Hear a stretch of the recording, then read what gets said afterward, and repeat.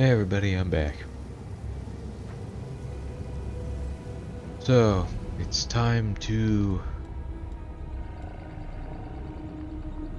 go to Nocticula's palace.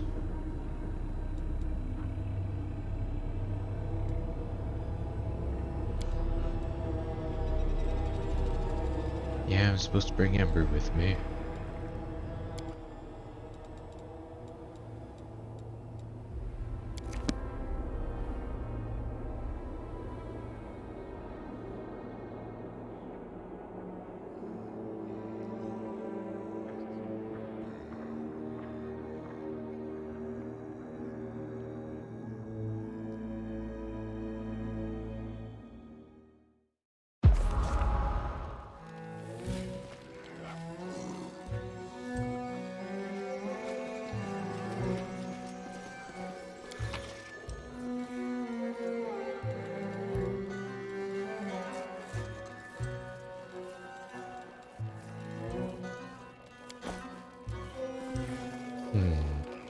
Actually, hold on a minute.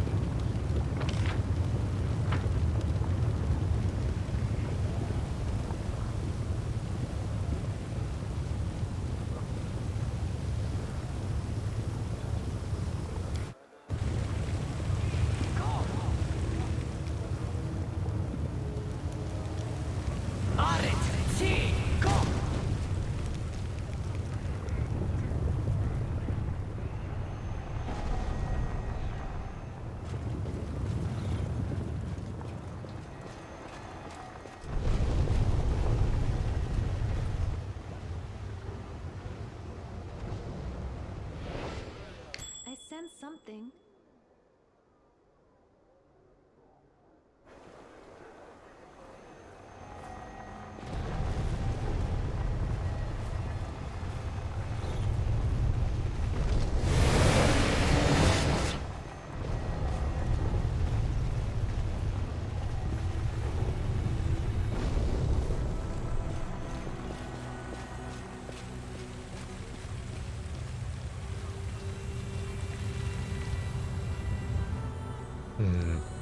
Is there anything else up here?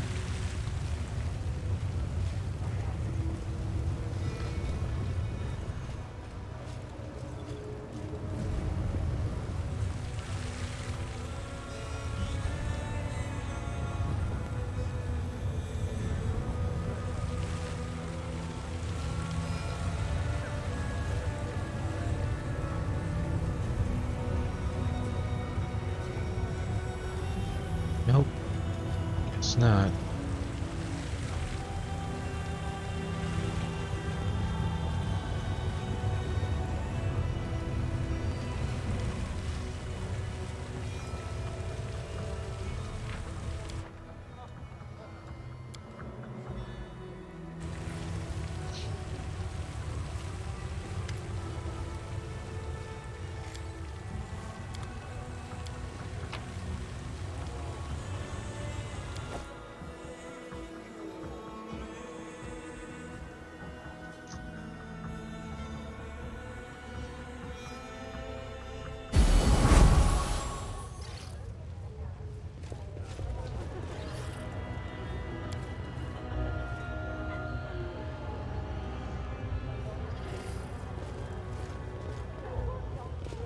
Let's see what we can do.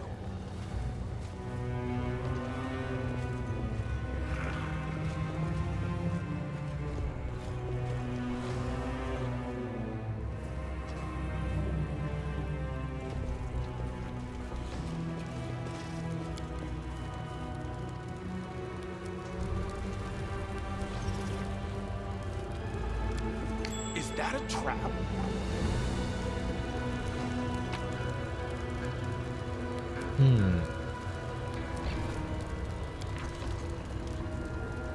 Key to the last threshold, many mortal researchers have ventured to turn their scientific curiosity on the phenomenon that is the world wound, noting that it appears to have a life of its own, strange natural phenomena, spontaneously arising ruptures, unique vegetation, and living creatures, found neither in Galeria nor in the Abyss. Everything is constantly in flux, appearing and disappearing at unpredictable intervals. Through this movement and alteration, if not through its order, one can detect a logical functioning of the organs of a living being.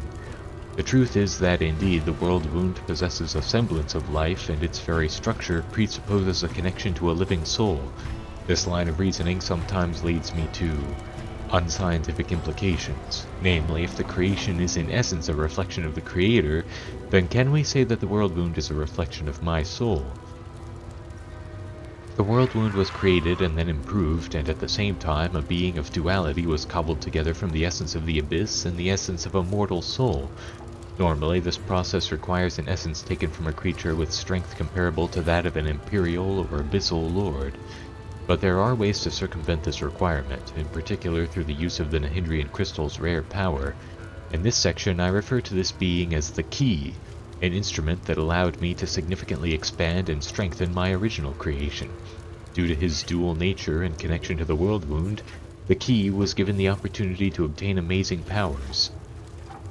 However, everything has a price. The world wound is linked to the Key, but the Key is also linked to the world wound and carries it in his soul, like a deadly affliction.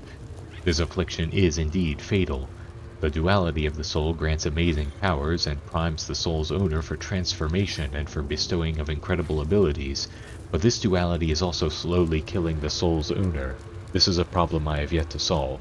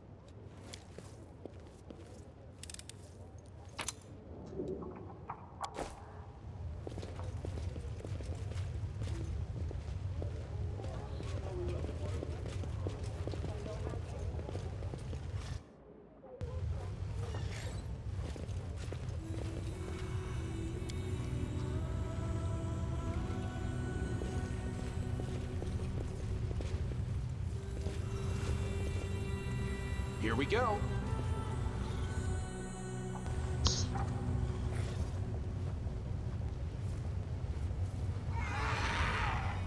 Yeah, hold on a second, I gotta go deal with something.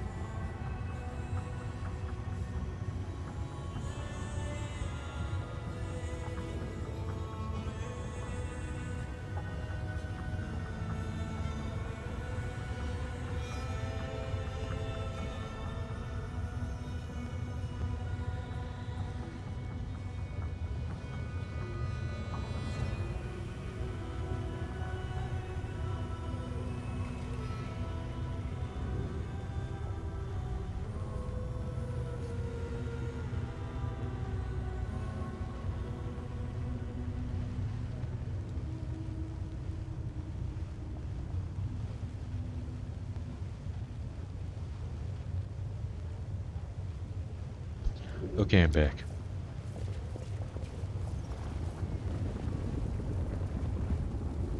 Greetings. Greetings, Commander.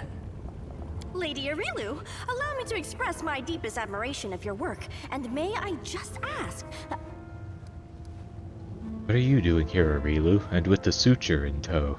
The suture is my servant. I did not expect him to rush into the abyss after me, but I have allowed him to remain with me while I take care of some business. However, you asked what I am doing here. I bring answers. You have walked a long path, one where shadows constantly flicker at the edge of your vision, and questions multiply like flies above carrion. It is time for answers. At least, some of them.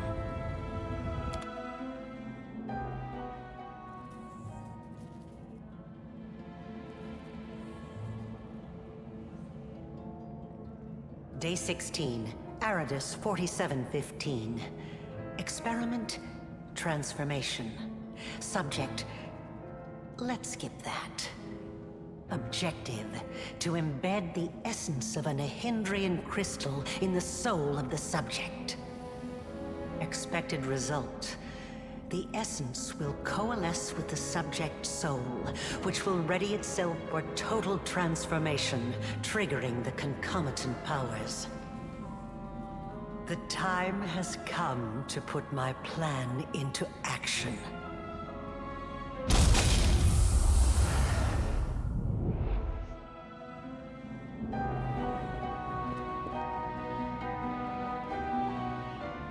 You are my creation. Your power was my gift. Now you know. I mean, I kind of guessed that, like, the minute Xanther told me how the mythic demons were made. Let's say I believe you. Why did you need to do all this? You are asking the right questions, but the time has not yet come. Ah, such special memories. Remember the laboratory, do you? I told you back then. Go on, look around. See all the ones Lady Arilu worked on. Here with us is definitely the place for you.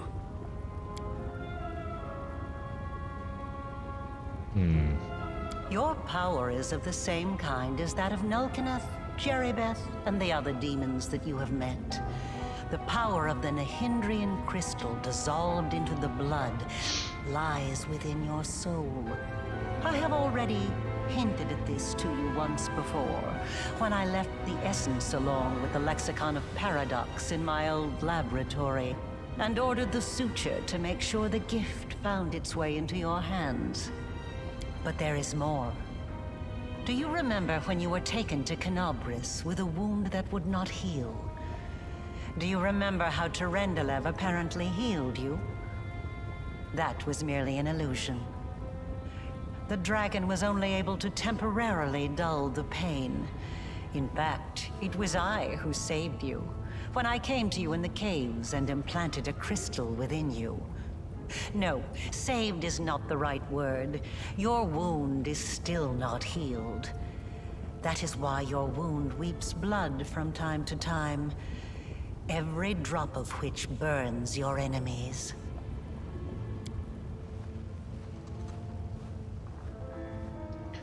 As if to confirm her words, blood begins to seep from the wound on your chest. Eerie flames seem to dance within the crimson drops.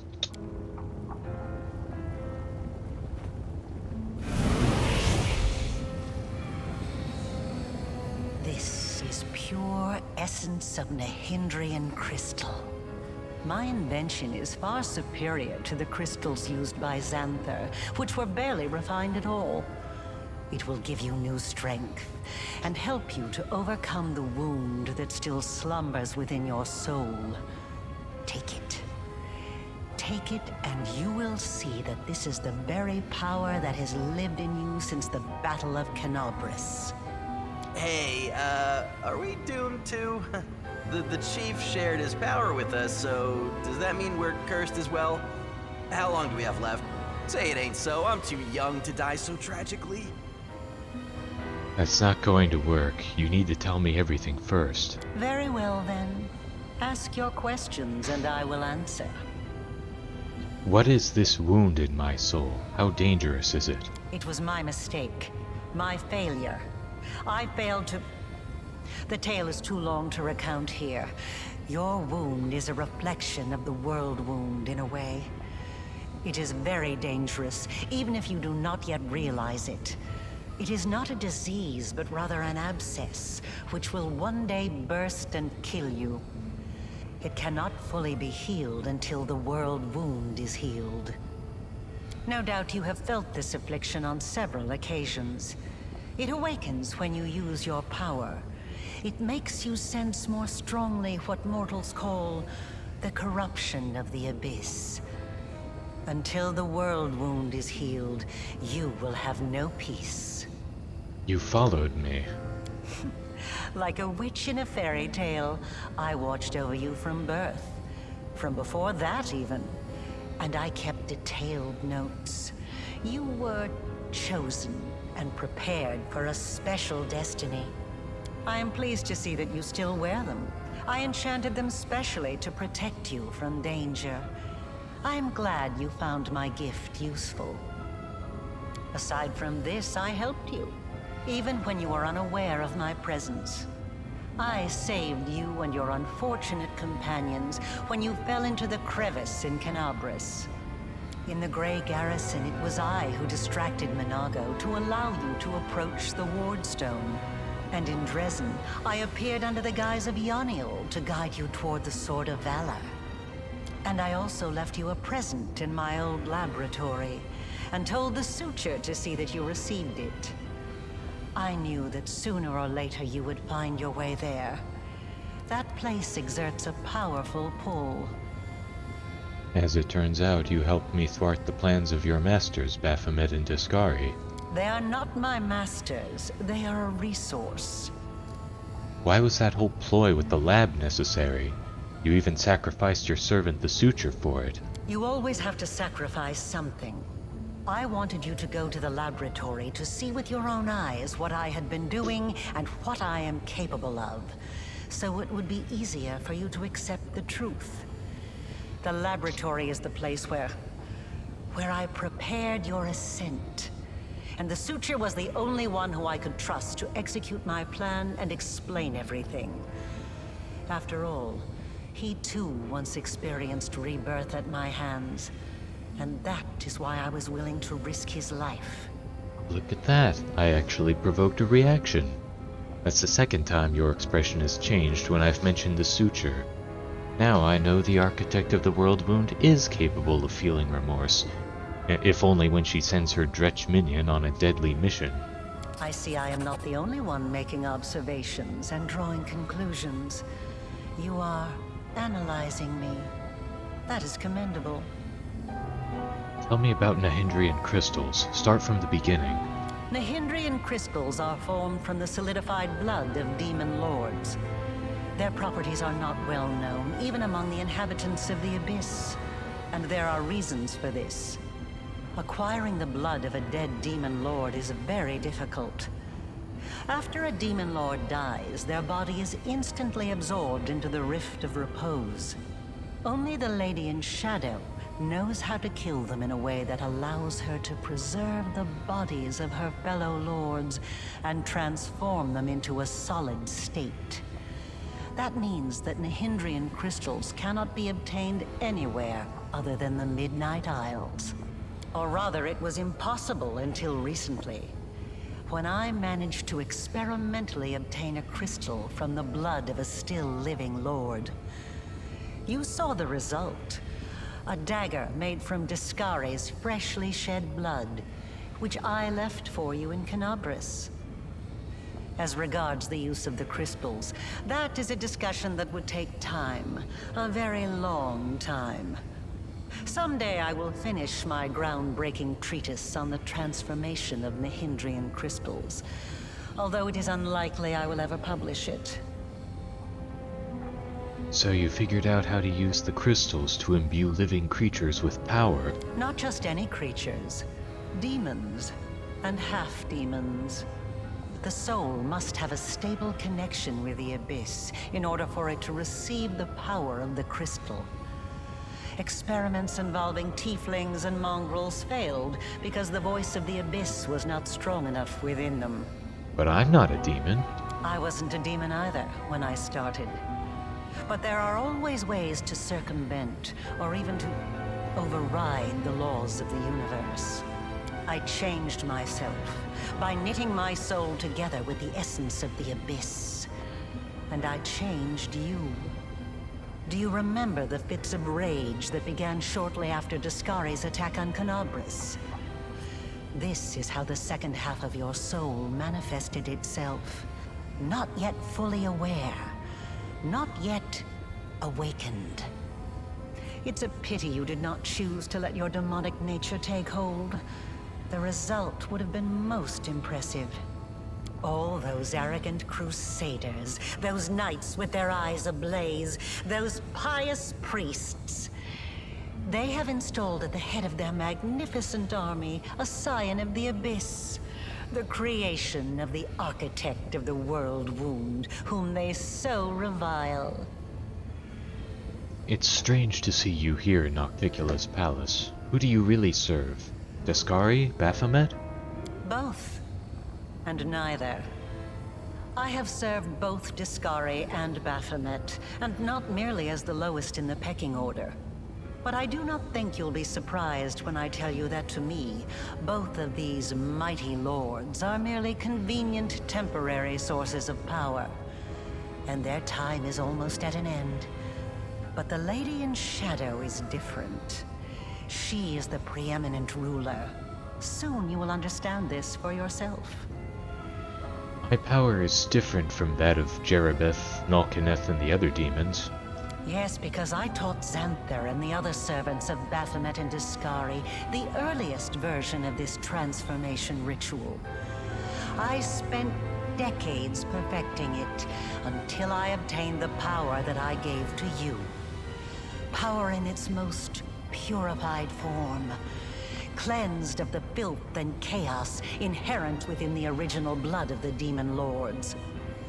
Your power is as pure as thrice distilled water, but it resonates with other powerful sources of supernatural power, such as the Sword of Valor. And your power can change. You must have realized this already.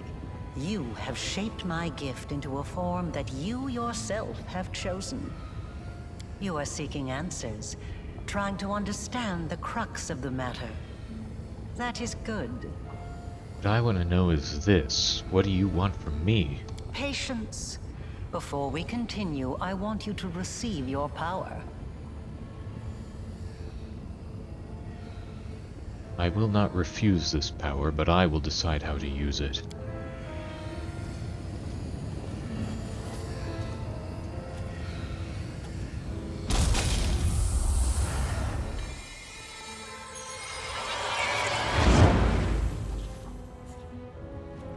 You touch the essence, and the power, so familiar and clear, flows through you like a river.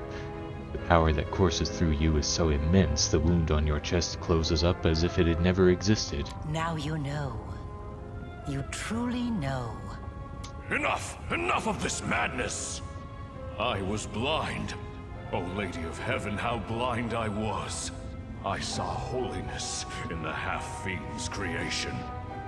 All your valiant deeds, your resistance in the face of temptation, it was all a deception? Curse the Abyss, and curse Hepzamirah, where even the most faithful lose their way, and lie, and commit treason. I must save those who can be saved, and break free from the kingdom of darkness. I want to help you close the world wound.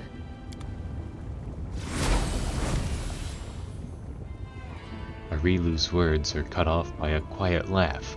Sitting on the throne that was empty just a moment ago is none other than Nocticula, ruler of Hepzamirah and the Midnight Isles. Powerful demon lord, and the one they call Our Lady in Shadow. Her red lips curl into an ironic smile, and her large eyes observe you with keen interest. You were about to say, we are going to close the world wound, weren't you, Arilu?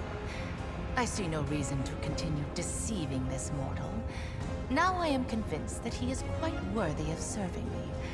I will even reward him with a modicum of knowledge about the events in which he is about to take part. Greetings to you, Our Lady in Shadow.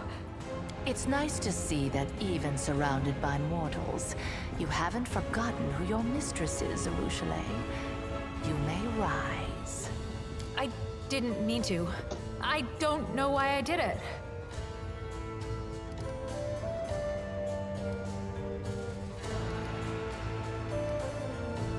You've been sitting on your throne and listening to us the whole time.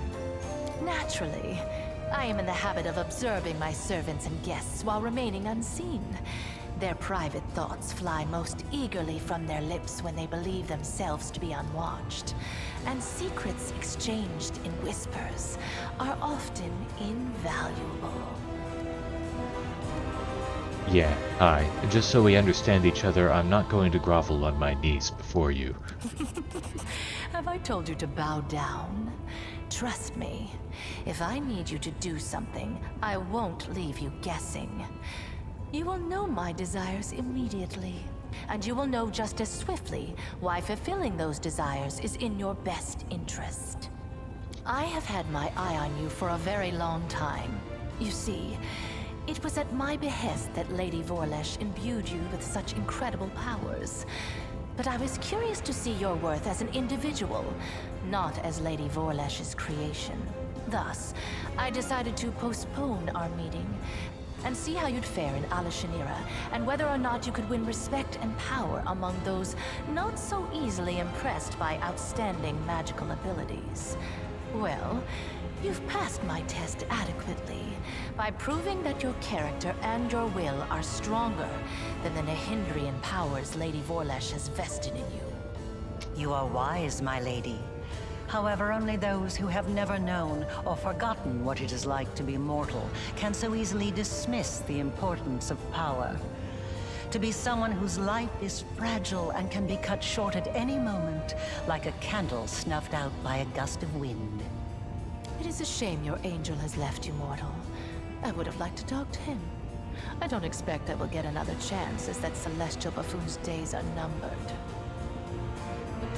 Why do you think the Hand of the Inheritor is going to die? Because he charged off all alone into the vastness of the Abyss. An old friend awaits him there, the Echo of Discari. And the Echo has been anticipating this meeting for a long time. The Hand of the Inheritor told me his magic deceived the eyes of all evil spawn of the Abyss, but not yours? Perhaps you don't know everything about me yet, mortal. Perhaps you made the same mistake as many before you, and many who were more insightful and more powerful than you. by presuming to know what to expect from the Lady in Shadow. Tell me about the Echo of Discari. He is a strange creature, a bespoke creation, so to speak. Long before the world wound was opened, Discari, that little cricket, was seeking a way to have some fun on Galarian and assert his influence there. One day, he decided to gather a few strong mortal followers, fuse them together into one being, and pump that being full of his own power, in the belief that something worthwhile would come of it. That is how the Echo came to be. To the great dismay of both the Echo and the Lord of Crickets, the Echo was greeted by Eredin, protector of humankind. Eredin gave the Echo such a thorough thrashing, the whole Abyss thought him dead. And yet he was not. Cricket, the younger, is alive and well, though I cannot say the same for Eredin. But the Echo remembers his humiliation still. He hates anything and everything related to Eredin, especially his inheritor, Iomedae. Her heralds, her priests, her temples. He would hate Iomedae's pet pug, if she had one. Why does the Echo of Discari prey upon the hand of the Inheritor? Envy, humiliation, ego. The usual playthings of little boys from all planes and realities. The Echo suffered more than one defeat. First at Eredin's hand, then under the onslaught of the forces of heaven. Those routes taught him to attack his enemies by stealth, boldly and often, killing and crippling anyone close to the light-bringing goddess. Now, it seems, he has decided the time has come. The Herald of Iomedae himself is in the Abyss alone, without a retinue of lesser angels. I see. He's an interesting little bird, that angel. Before he became the Herald of Iomedae, he served Regathiel, the General of Vengeance. I've always found the fate of that Imperial Lord to be quite fascinating. Did you know that the father of the Upper Plains' top military leader was a devil from hell? Regathiel had to achieve many feats to redeem his unholy legacy in the eyes of the other Imperial Lords. But he did. A remarkable tale, is it not? Your conversation is interrupted by a concerned-looking succubus who silently approaches Nocticula and then begins fervently whispering into her ear. Nocticula's expression turns hard and cold. As Nocticula ponders the new development, the messenger makes eyes at you playfully. You recognize those green eyes, except they were awash with pain when you last saw them, their owner bleeding out in the caverns of the Nexus. The succubus smiles slyly and gives you a wink. Another island, another loss. Enough! I warned them that I would not stand for the desolation of my realm. They have not heeded me, and they will regret it. Go to your sisters, and tell them to prepare. That green-eyed succubus, I know her. Yes, you've already met Laulia, my talented assistant. I've heard she was very convincing at acting out her tragic death in the minds of the Nexus. As you can see, I've been watching you since your very first moments in the Abyss. And even a little earlier. I value servants such as Laulia. She stayed in character, even when you had decided to finish her off. Your merciful decision has left a lovely scar on her beautiful body. I have prepared a beautiful intrigue that will topple many of your enemies and seal the world wound forever, ending the threat to Galarian. And you have the chance to become part of that intrigue. This is gonna be good. My companion Ember would like to speak with you. Ember? So that's her then? Well, approach. I have heard you bleating your pathetic prayers at me. You have some nerve addressing me with such nonsense. Did you think I would simply repent? Renounce my status as a demon lord? Do you have any idea what I had to do to acquire it? Wait, what is this?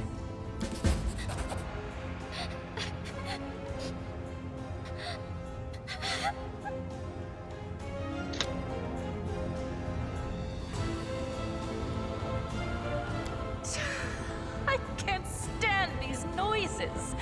Do you think you're the first to try to move me with a display of tears? It only makes me angry. If you wish to speak, then wipe your nose and speak clearly. I know what you had to do to others and to yourself. I'm so sorry. So sorry. If only I could ease your pain somehow. Calm your sorrows. So, where were we? My pain? My sorrows? What nonsense are you talking? Don't tell me you pity me. I'm so sorry. You're the most miserable soul I've ever seen. I've seen people burned alive. People being devoured by monsters. People burying their children. They were in pain. So much pain. But I've never seen anyone in as much pain as you. What is this saccharine drivel? What do you even know of me, Nat? I've seen your city. You were the one who built it. It is the way you wanted it to be. It holds all of your dreams, all of your heart, and everyone in this city is suffering. Everywhere, all the time, every minute. All who live here are hurting and scared. If these are its citizens, how miserable must its ruler feel? And this is what you brought her to me for. You think this infantile sniveling is worthy of my attention?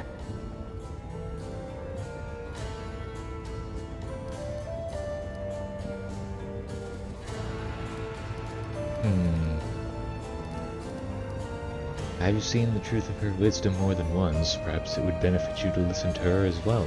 As if I hadn't seen enough sanctimonious bores in my life. So, what do you suggest I do, preacher? Beg the good gods' forgiveness? Devote myself to serving a sword-swinging upstart, perchance? Or that old crone, the moon? No. Gods can't help anyone. They're just like us mortals. Silly, frightened, clueless. You're almost goddess yourself. You know better than anyone that no one can save you. No one except you. Save me? From what exactly? From yourself. From what you've done to yourself. From the city you've imprisoned yourself in. Listen! You are a queen, but you're the queen of pain and filth. Your realm is a realm of your own suffering. You're almost a goddess. You can do anything you want. So why won't you make yourself happy? You could become the Redeemer Queen.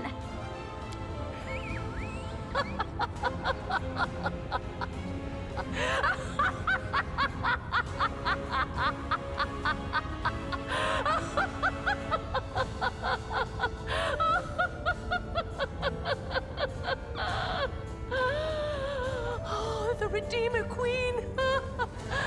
That's new. Never in all my years have I heard anything like that. Well, child, enough joking. Get out of my sight, or I'm afraid I might decide to keep you here forever as my fool. Do you think she took my words to heart? I mean, probably not, but I'm not gonna say that. I'm not gonna say that to her face. Who knows? I suppose you're right. We'll see what happens. I told you to get out! I don't want to hear your squeaky voice again! Did Arilu really create me?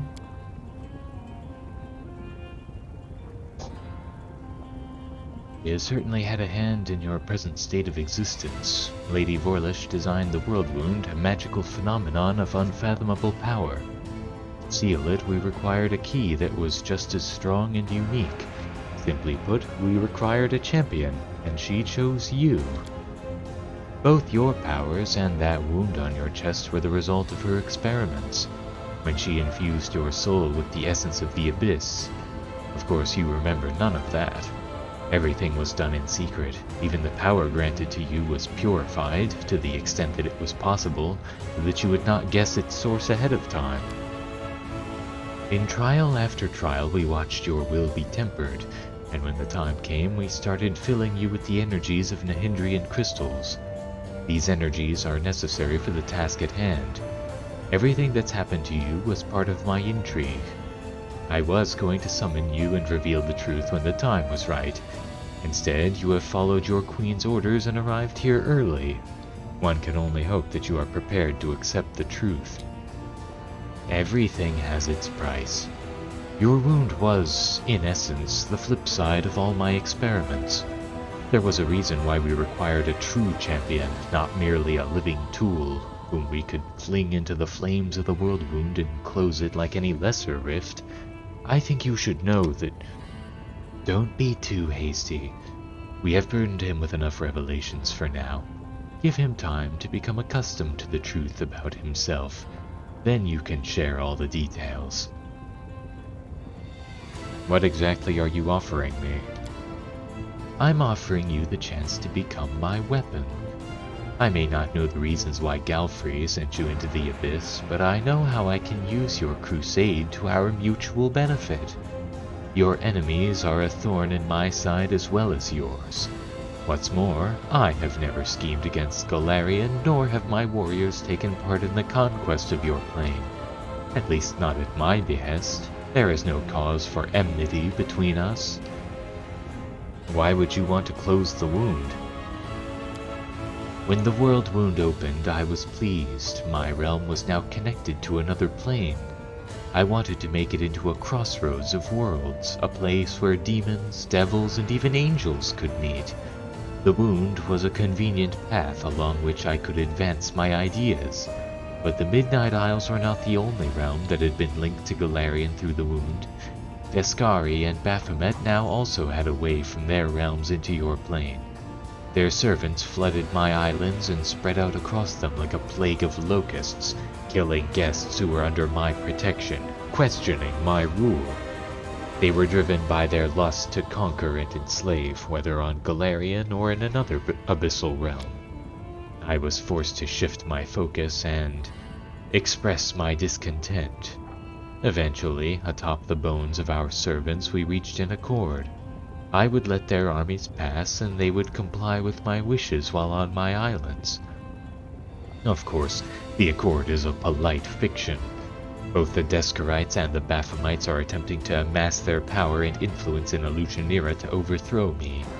When they think I'm not watching, they break my taboos and revel in their own impudence. And worst of all, Lady Vorlish told them about the Nahindrian crystals. They realized what kind of power the crystals hold, and now they are determined to mine every last deposit hidden within my islands. And once an island loses its crystals, it becomes nothing but flotsam, slowly sinking into the dark waters of Ishiar. With every lost island, my power is diminished. I could start a war and kill the plunderers, but a major conflict would hinder some of my other plans. So instead, I will teach my neighbors a lesson, by orchestrating their ignominious defeat at the hands of a mortal.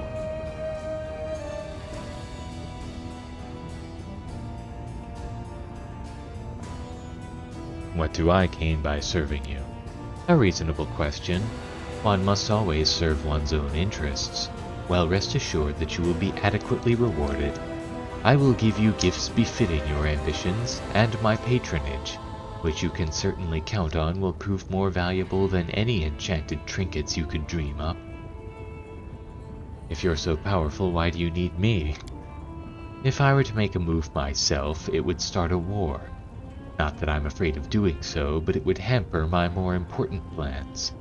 Baphomet and Deskari could never best me, but they could sow enough chaos and spill enough blood that visitors from other planes would shudder at the mention of Elutionira.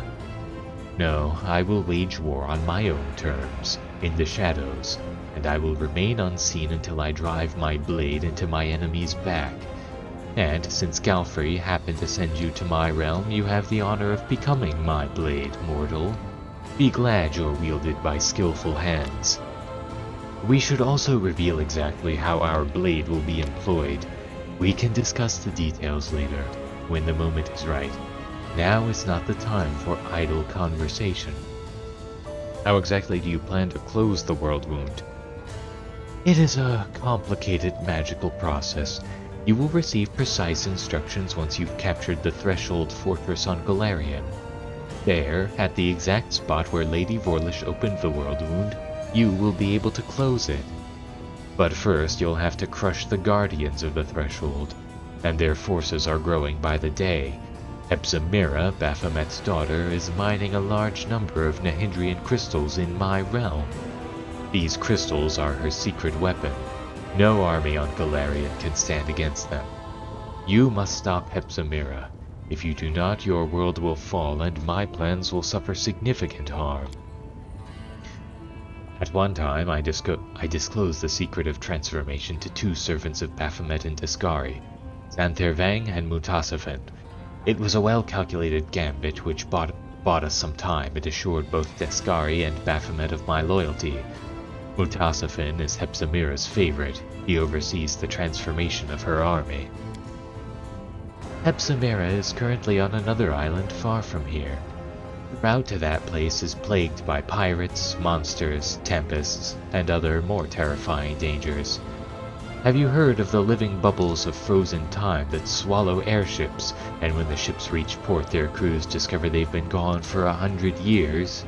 That is not the strangest occurrence you could encounter on your journey. I'm willing to provide you with a decent ship and an experienced crew. If you kill Hepzamirah, it will stop her sinking any more of my islands, but without giving Baphomet cause to declare war on me. Then again, I'm not offering you anything new, as you are already enjoying my favor, Commander. Your companion is a succubus, and I'm the succubus queen. This demon follows you around only because I allow it. Tell me, Arushale, are you grateful that I'm not forbidding you from traveling with the Commander and fighting against your own kind? You are incredibly generous, Our Lady in Shadow. So what do you think, Commander? Personally, I'd rather take my chances rowing to this another island far from here in a rusty bucket than make any deals with the Lady in Shadow. I'll steer. Why is it so important to kill Hepzamirah? Deskari and Baphomet won't just stand there and watch you close the world wound. They'll send their armies after you, so you will need an army of your own. And that is something the Crusaders won't have for long. Hepzamirah is mining more and more Nahindrian crystals to empower her forces when she attacks Golarion. If you don't stop her, the Crusader resistance will be crushed. The ranks of demons pouring through the world wound into your world will multiply 100-fold. You were sent here to cut off the demon army's supply of Nahindrian crystals, weren't you? Well, that's exactly what you're going to accomplish. I will consider your offer, Lady in Shadow. And accept it, I'm sure. I respect your caution and won't force you into submission. We all stand to gain if you do my bidding of your own volition. An interesting destiny lies before you, mortal. You will rise to great heights and play a part in events of titanic proportions. Many would give their life for a chance to tread such a path. Hepzamirah visits Alushanira every now and again, but her true lair is far from here. She hides on the island of Califair, to the northwest of my archipelago. There lies her secret fortress. In the deep mines, her slaves dig Nahindrian crystals for the invading army she plans to bring to Golarion. I will give you a magnificent airship and an experienced crew to take you there. It will be a long and perilous journey. Take some time to prepare. I wish to inform you of treason. Is that so? Who is it you've decided to inform on? And more importantly, how did you learn of these traitors, and how credible are these accusations?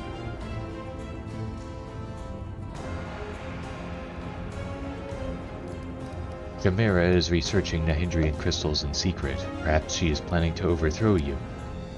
How nice of you to warn me. I'm impressed. I do wonder, however, did you really think I was unaware of this, or did you merely want to demonstrate your loyalty? Either way, I appreciate you telling me. I will take this as proof that I can rely on you. You were very astute to uncover Hepzamirah's desire to dethrone me, and it was particularly sensible of you to keep your mouth shut about the secrets of the Nahindrian crystals. I suppose your caution calls for a reward. Mining Nahindrian crystals is a surefire way to sink the island the crystals are on to the bottom of Ishiar. I assume you understand why all who attempted to procure them on Alanithia were executed. At least you didn't tell Hepzamirah about the mines you found. The last thing I need is the ardent dream burrowing under my capital.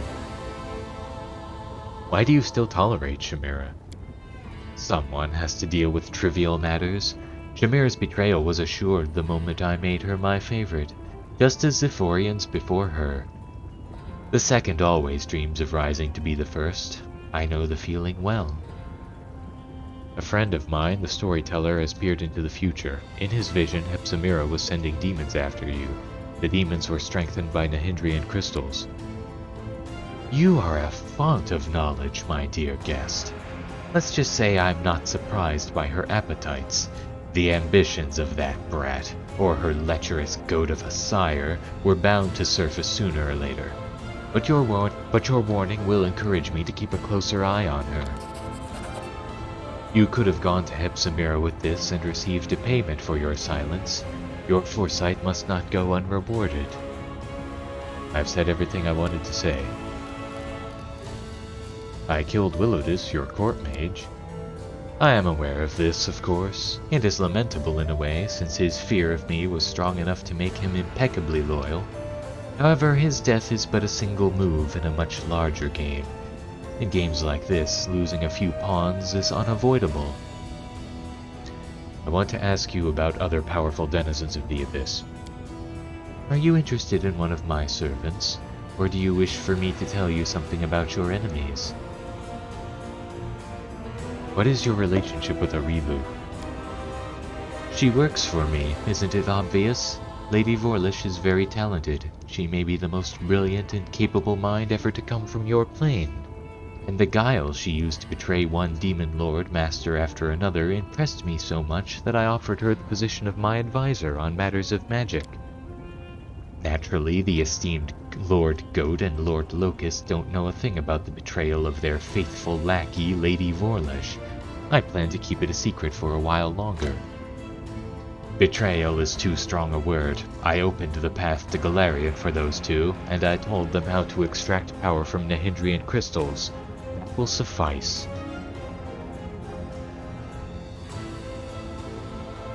How did Arilu become your servant? When the World Wound was first opened, it only led to Discari's realm. But then there was another, more powerful breach. The wound expanded, and its paths now pass through my realm, and Baphomet's as well. Before long, all sorts of interlopers had heard about the power contained within the crystals here, and the Midnight Isles were soon overrun with agents from my new neighbors.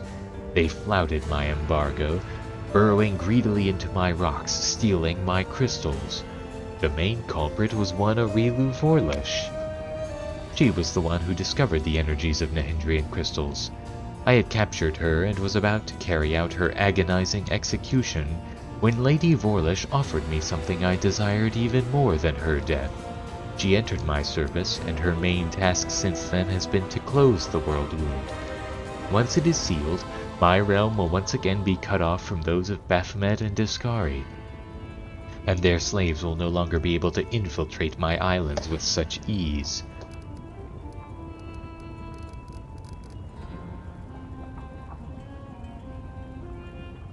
Do you remember the elven archmage who used to serve you thousands of years ago? He's still alive, we know each other. Really? He was well past his youth even back then. And now... just how old is he? Can mortals even live that long? Well, apart from your immortal Aslanti. Say hello to him on behalf of the Lady in Shadow, and tell him that the one who replaced him has disappointed me immensely with his incompetence. No matter how hard he tried, he could never live up to my magnificent elf. You know, you've managed to surprise me.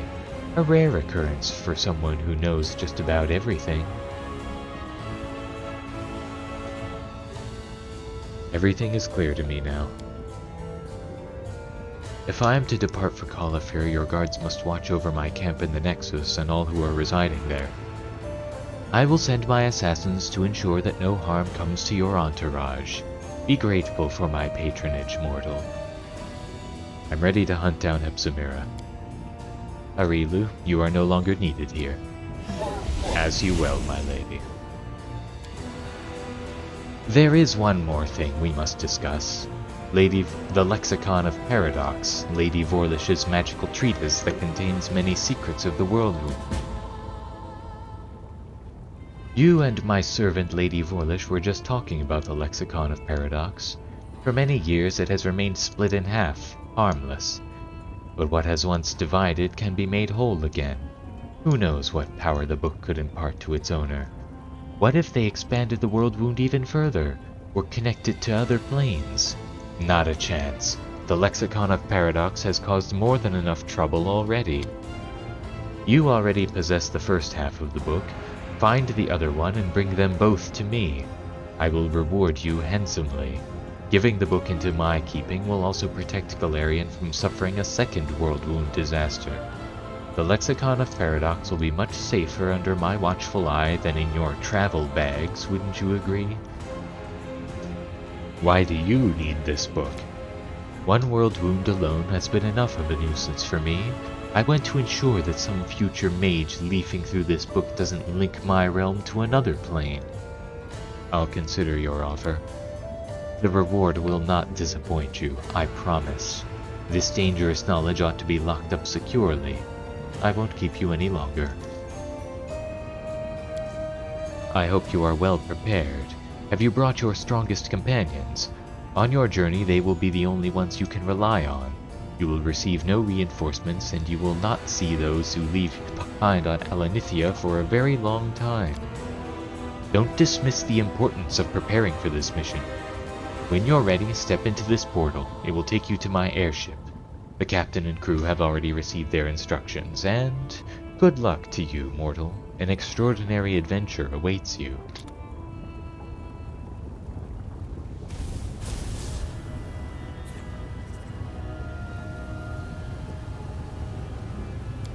Another mythic level. Mythic feat.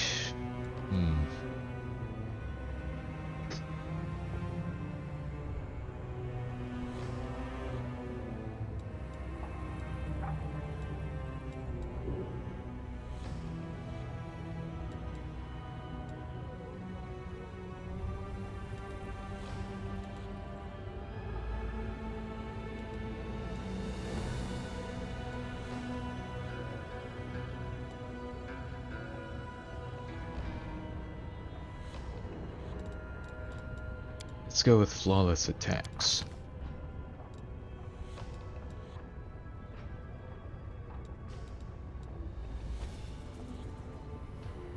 And marvelous endurance. Another level 1 spell, unbreakable heart, I guess.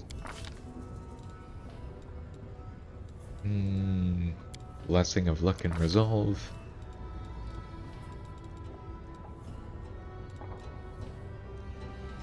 Let's go with prayer and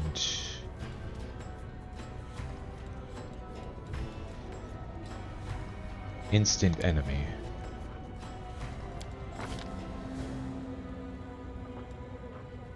Summon Astral Deva. Song of Defiance. Azada starts a performance that grants all allies within 50 feet DR5 and DR5 lawful and regeneration 5 lawful.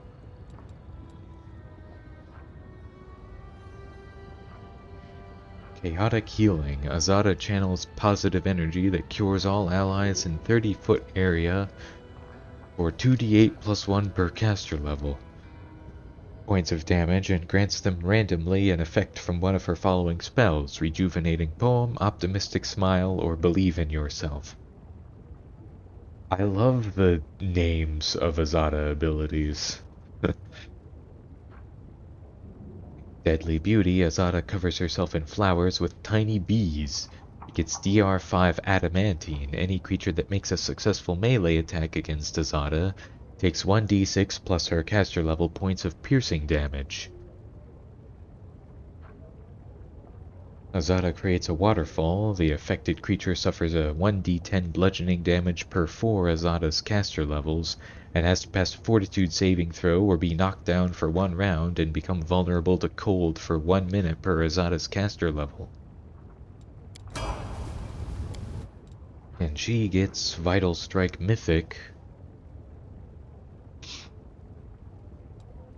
Whenever you use Vital Strike, Improved Vital Strike, or Greater Vital Strike to multiply the number of damage dice you roll for damage, you also multiply your Strength bonus, Weapons Enhancement bonus, and other bonuses that would normally be multiplied on a critical hit by the same number. Extra damage from sources that wouldn't normally be multiplied on a critical hit isn't multiplied by this feat. Ember gets Sorceress Reflex. You can cast the first spell after an initiative roll as a swift action if that spell is either a first level or is at least 2 levels lower than the maximum level of spells you can cast. I think that's level 7 at this point.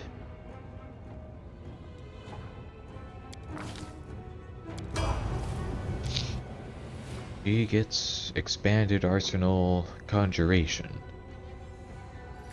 All bonuses from your feats and mythic feats that apply to another school of magic, such as Spell Focus and School Specialization, also now apply to the chosen school of magic too. Ruchelet gets Point Blank Shot Mythic. The bonus on attack and damage rolls granted by Point Blank Shot increases to +2.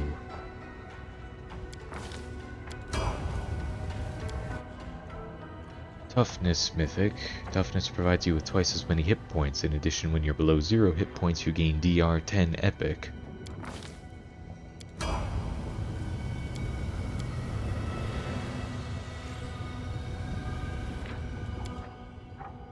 Let's make a hard save here then.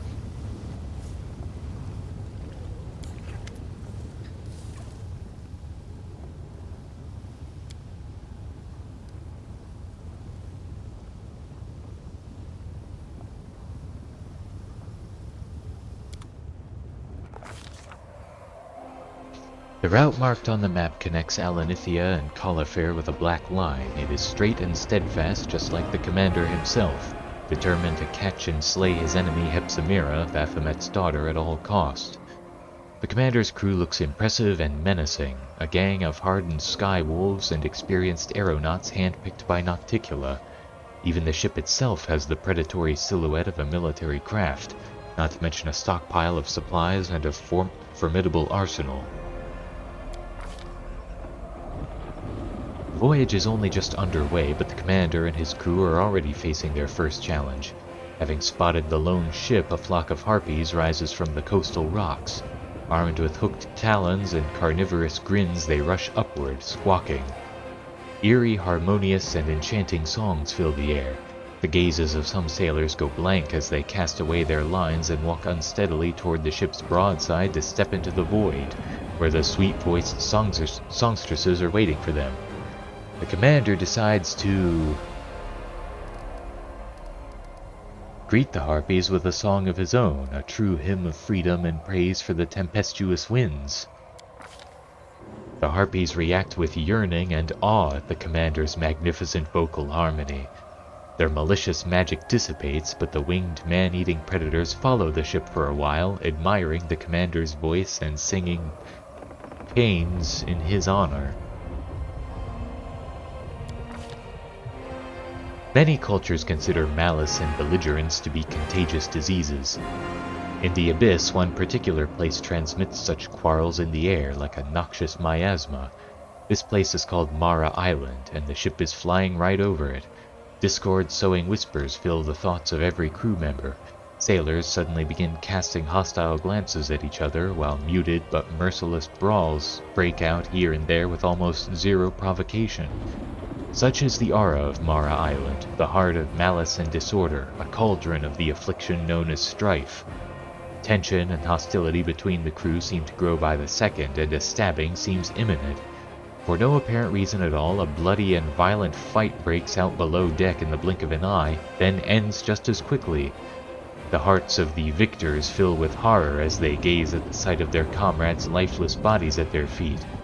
The commander, who was just passing by, barely avoids a pointless death at the hands of a cleaver-brandishing sailor. Had the blade swung a few inches closer, it would have buried itself in his heart. Having reaped her bloody harvest from the ship, Mara mercifully releases it from her grasp.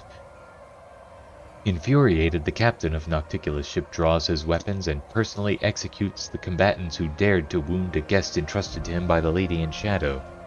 With a trembling voice, he assures the commander that the transgression will never be repeated. A hurricane of enormous proportions rages towards the ship, threatening to crush the boat like an eggshell. One of the sailors balks at the horror, spreads his wings, and swiftly flees the deck, hoping to outrun the terrible storm. The effort is pointless. An airy tendril, a mere harbinger of the storm's full might, catches the fleeing demon, spreads his wings into rags, and rips the flesh from his bones. The winds catch the ship and draw it into a deadly dance. The elemental embrace lasts for hours, days, or maybe months. Within the stormy darkness and the chaos of crashing salty waves, mere moments seem like an eternity. It feels as if the wild winds have subdued even time itself, twisting it into a bizarre spiral. The commander can barely make out the dark shape of the island called Alir below, offering a chance that the ship might seek refuge there. But what dangers might await the vessel on land? Would it be smarter to make a valiant attempt to drive the ship through the raging elements? Commander...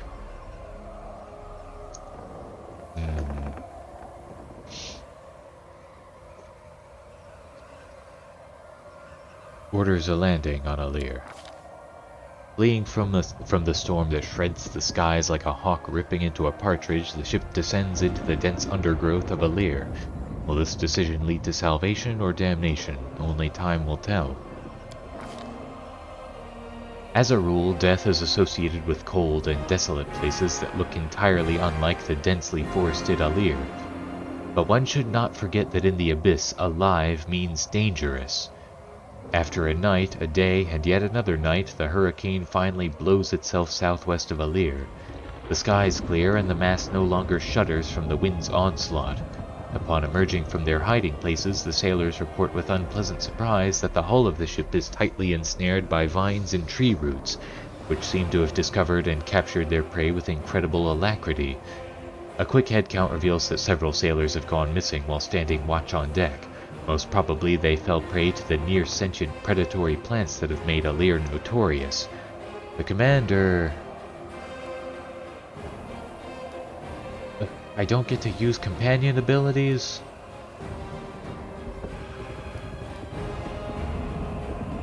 Well, this is my best shot. 26, 27, 29, 30, 31, 32. I need to roll a 6 or higher. Yes. A fierce battle rages around the ship. On one side, predatory plants unleash volleys of thorns, waves of suffocating pollen, and grasping vines eager to drag anyone not nimble enough into the thicket.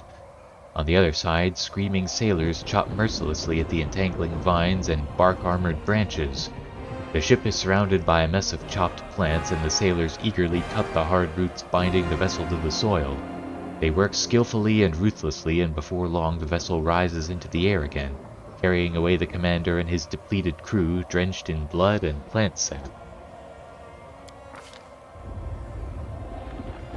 The outbreak of an epidemic in the close quarters of an airship is a calamity that can easily turn any vessel into a flying mortuary, grimly cruising the airstreams. Surprisingly, the crew is horrified when they notice the first signs of disease spreading on board. In the morning, many sailors find themselves unable to rise to their feet. The afflicted are racked by a merciless fever, and several of those most weakened by the journey have already stopped breathing.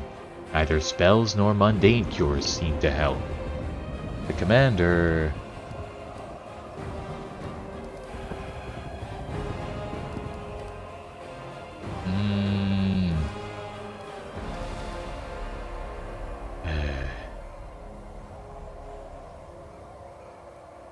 5, 6, 10, 3, 8 or higher.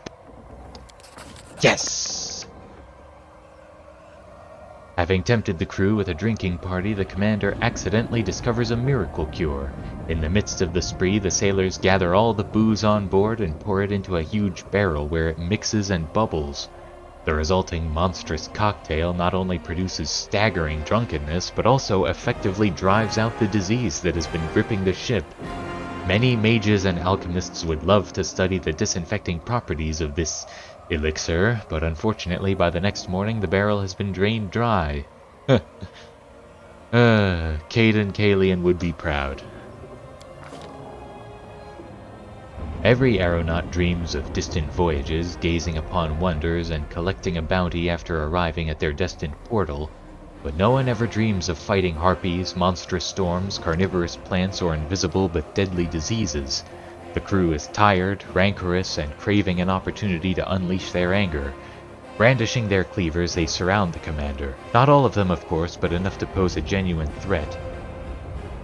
Clutching his saber, the captain threatens the sailors with the wrath of the Lady in Shadow, but they are too tired and too angry to listen to him. Nocticula herself would have to appear on deck to cow the desperate sky wolves into submission. The commander...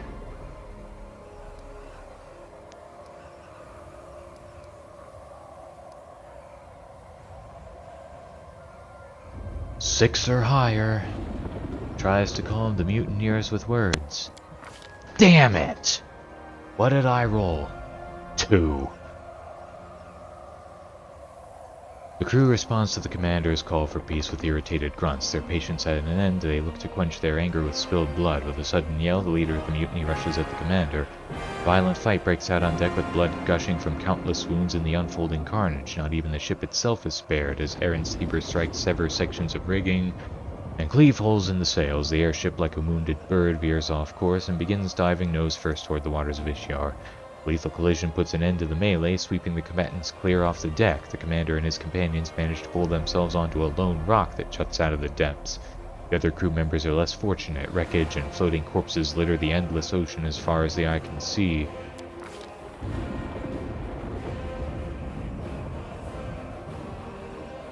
The expedition has ended in complete failure, as the commander is trapped without any reasonable prospect of reaching Califair or returning to Illusionera. After days filled with nothing beyond subsisting on scraps of food and anxiously awaiting an unknown fate, the dark silhouette of an unfamiliar airship appears on the horizon. It spots the commander and changes course, heading straight for him. The ship approaching the commander sails under a banner displaying Hepzamirah's personal emblem. The commander can already see its crew, silent undead elite warriors in life and now in death, armed with gleaming blades. The commander, valiantly attacks the enemy.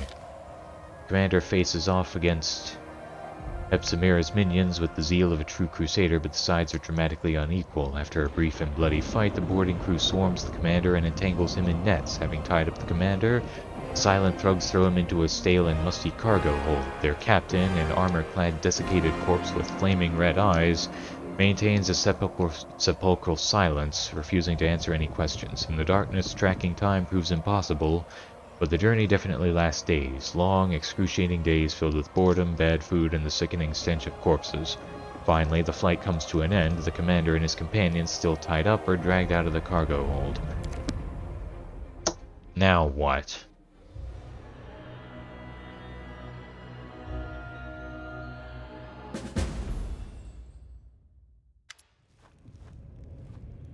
You've been thrown into a cramped, damp cage by a...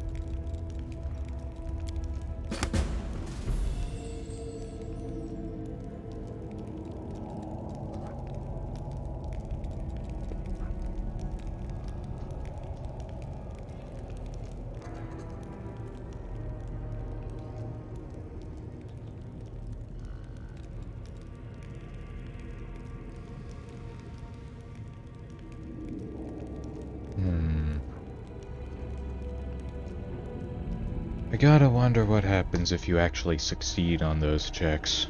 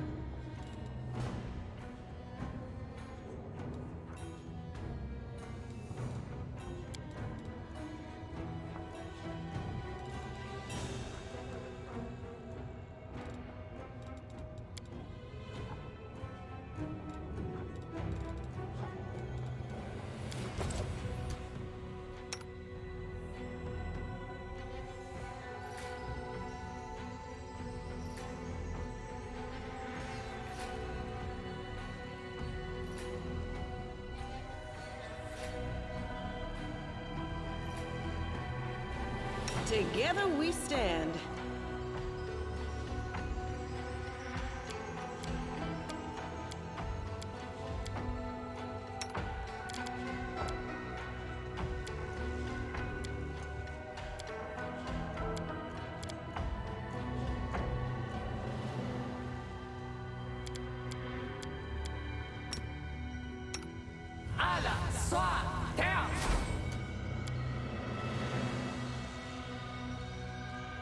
Oh, whoops. Wrong save.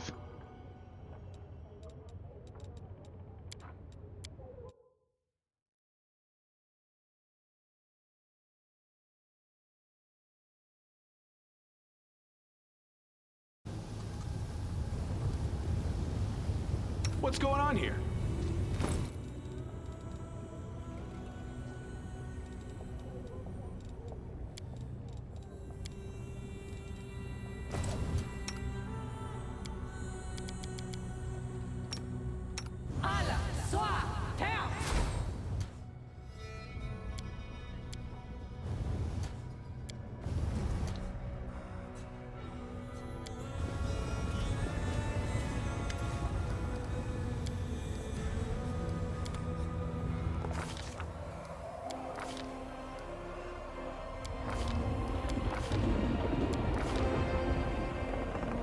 What happens if I do this? Well, fuck.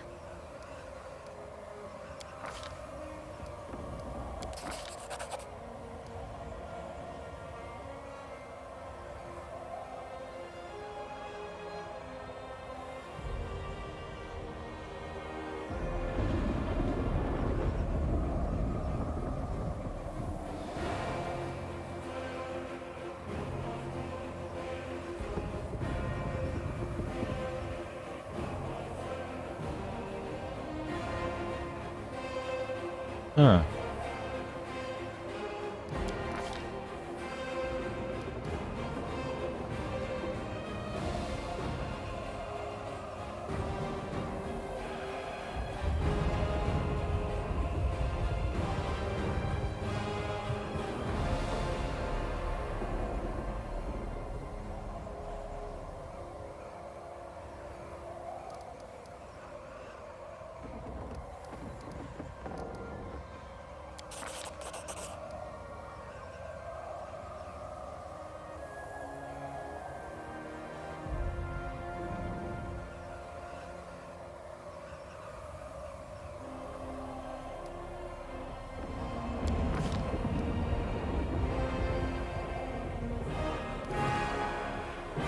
God damn it.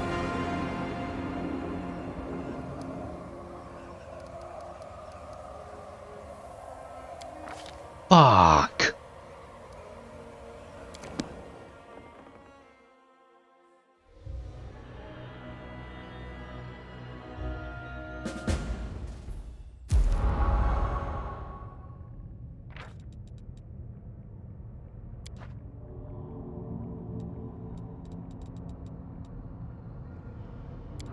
Yeah, I just realized the potions and greater heroism won't do shit because too much time passes.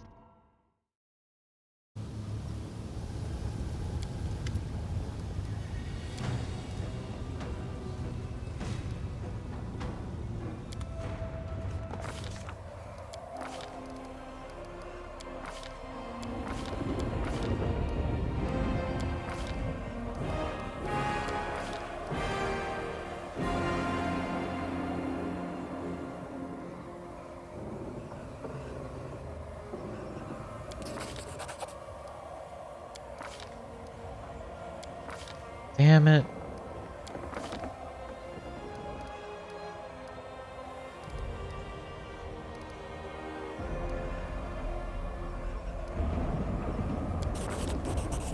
Well, he succeeded at that at least.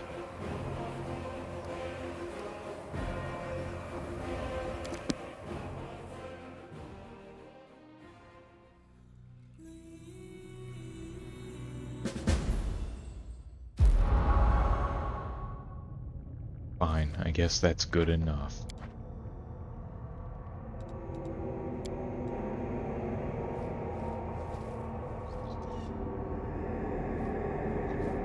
Now I got something from Zorge's there. What was it? Ring of Extreme Feints. This ring of protection +4 grants its wearer the ability to get a +6 dodge bonus to AC against ranged attacks for 5 rounds once per day.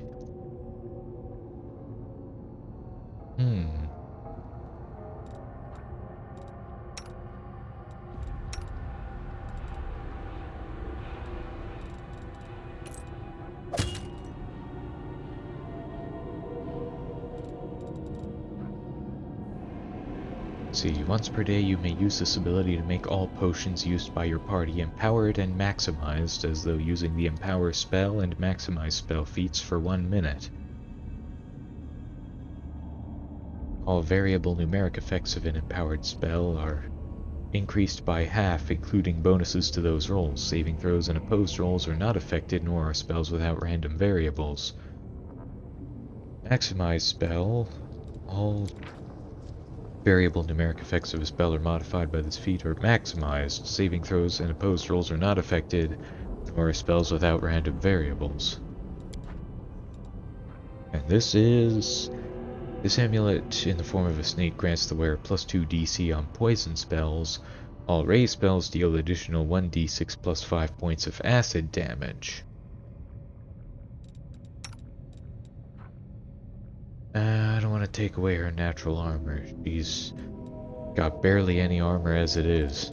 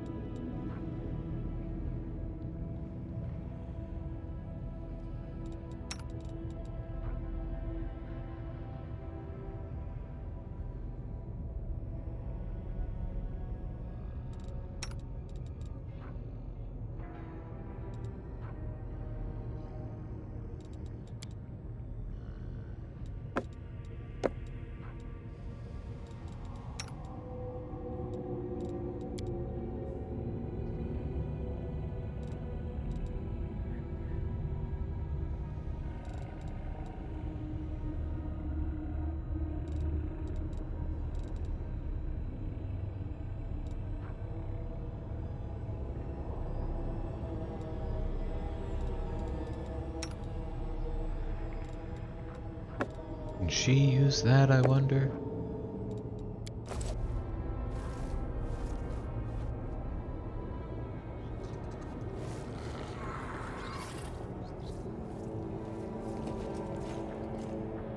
Beautiful.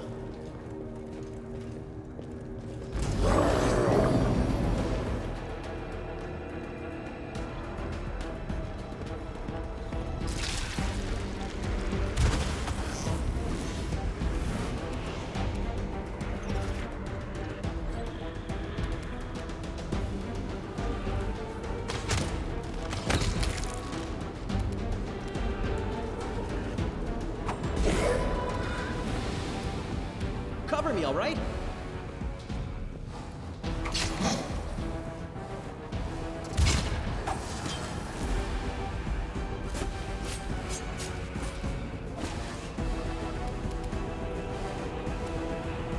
Hmm. 1 minute per level.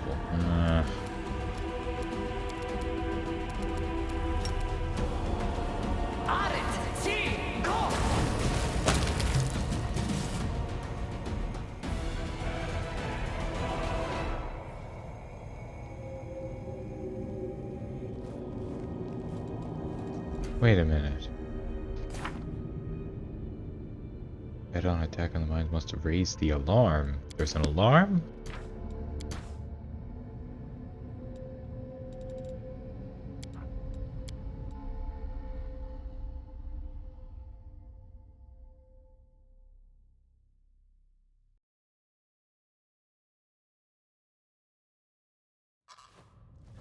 All right.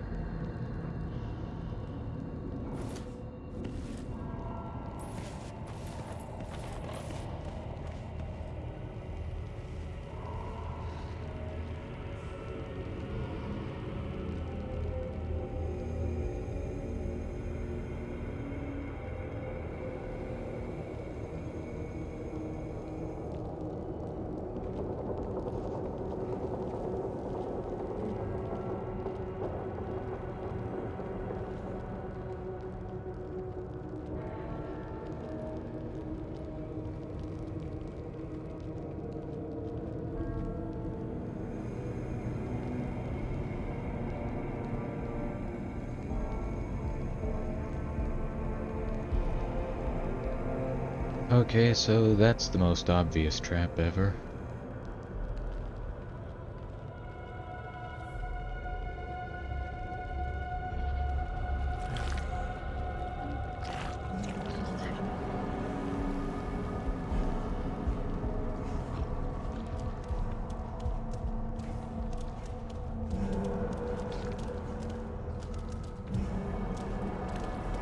What the fuck?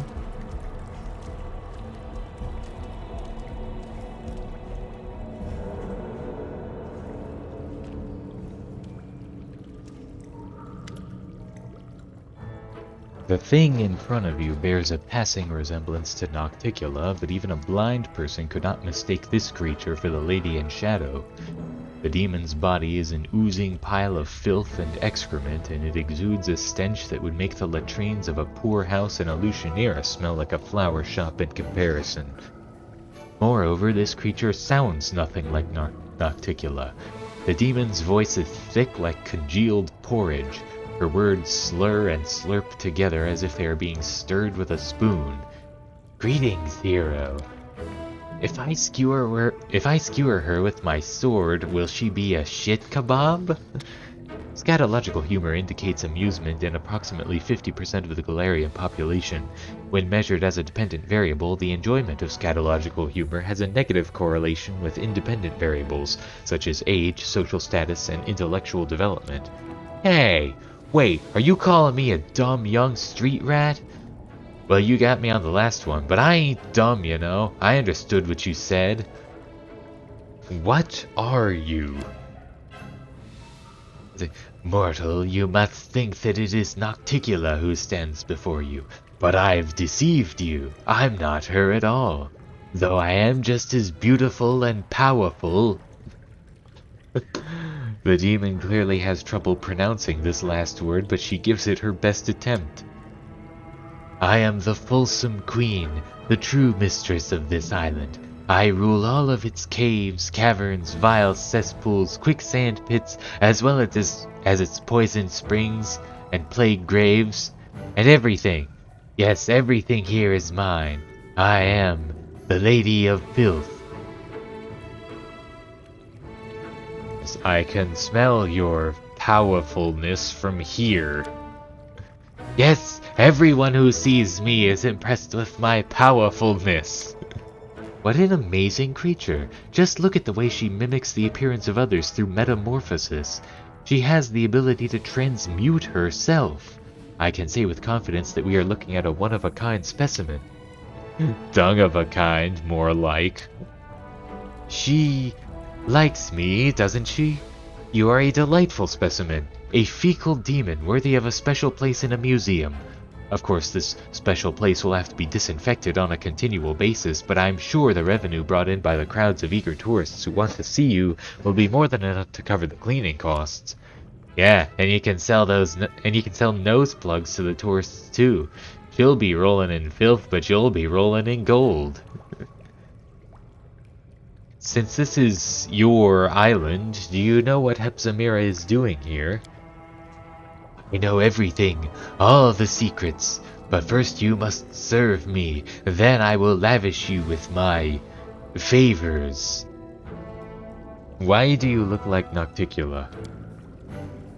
I can take on any form, and Nocticula is the most beautiful and perfect creature in all the worlds. That's why I want to be like Nocticula. Why did you summon me here? I need a knight. I am the fulsome queen, so I must have knights who will repay my enemies for wronging me. I've been hurt by everyone. This is my island, and they've made me an outcast. They kicked me out of the big wet cave, and they don't respect me at all, especially that overgrown lizard, that black dragon. She chased me away, mocked me, and then tried to eat me. Dragons are nasty. Be a good knight and kill the dragon. Well, there are nasty dragons in the world, of course, but this stinky thing has no room to talk. An umbral dragon. I've encountered this beast before. Did she hurt you too? She has hurt me many times. I'm strong, but she has wings, and it hurts when she spits. Let's kill her. You kill her, in my honor.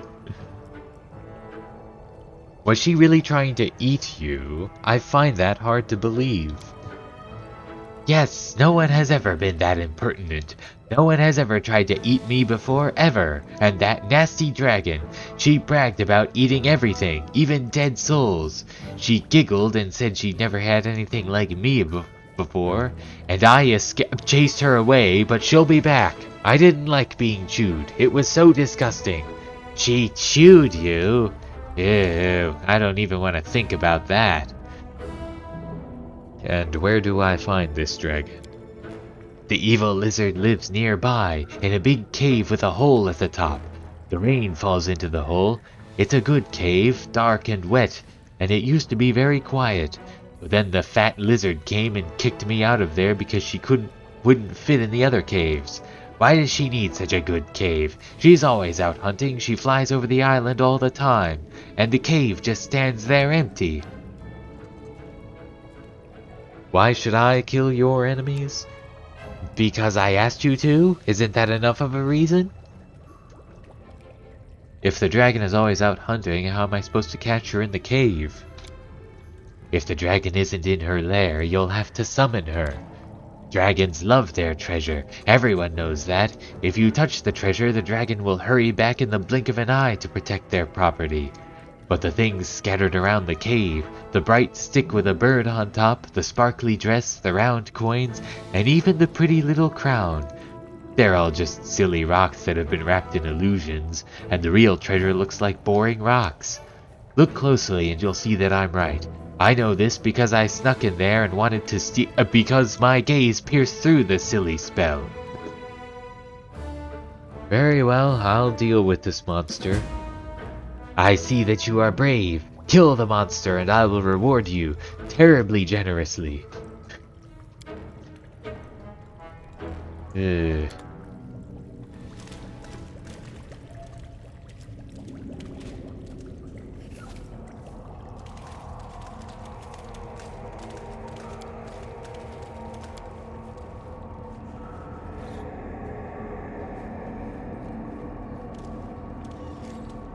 Beautiful.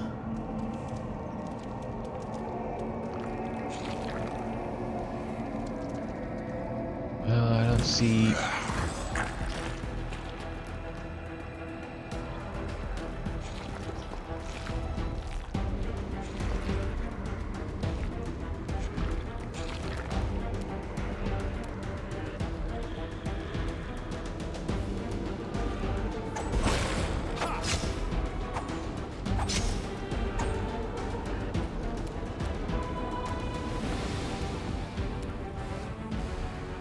I will resist!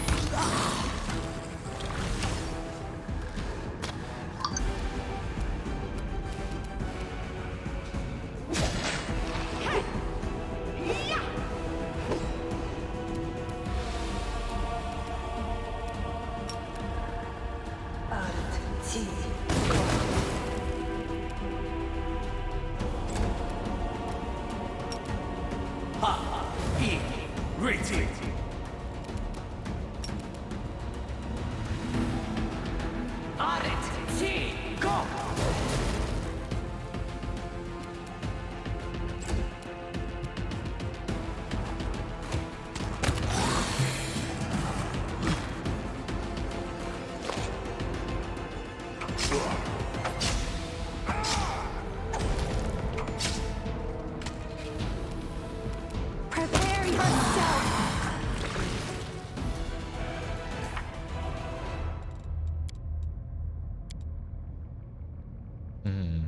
Well, that didn't seem to trigger any alarm.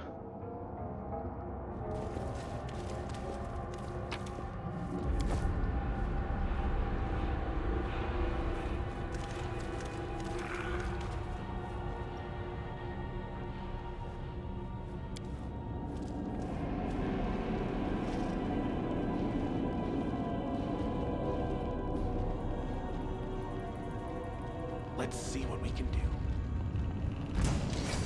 What?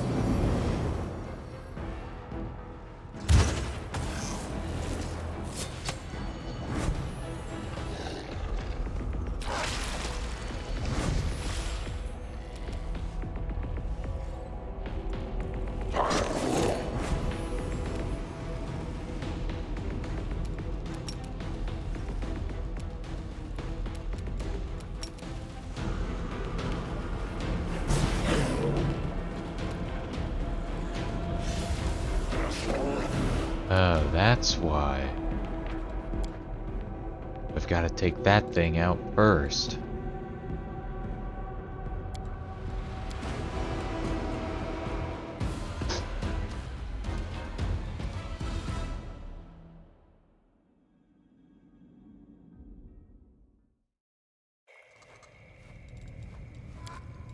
Struggles never cease.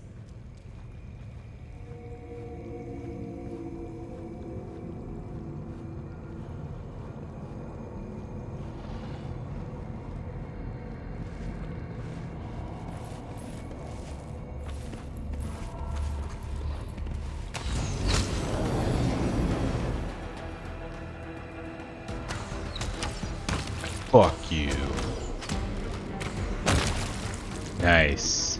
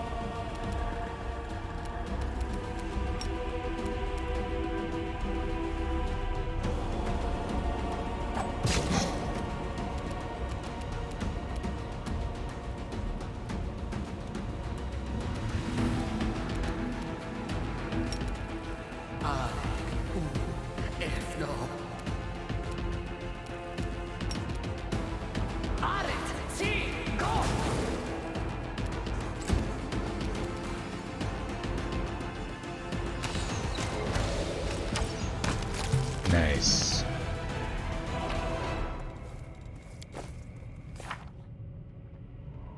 Awesome.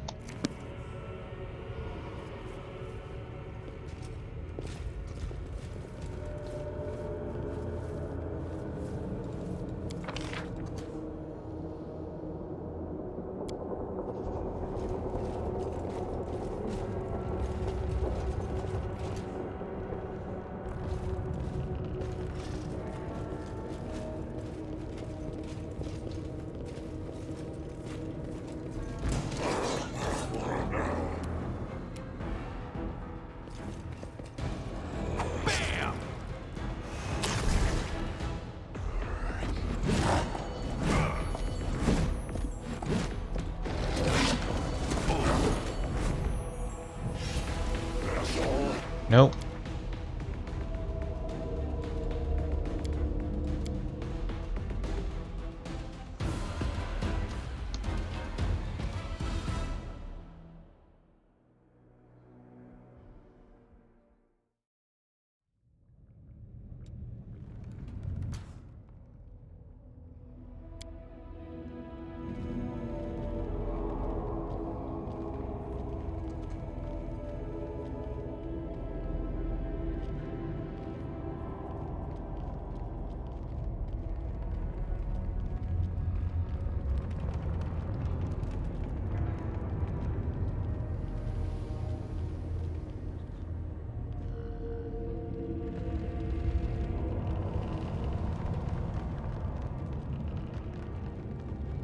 Beautiful.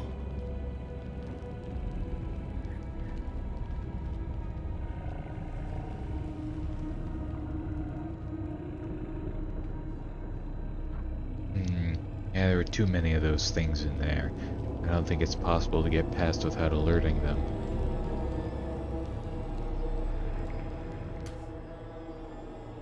Who has the highest stealth score?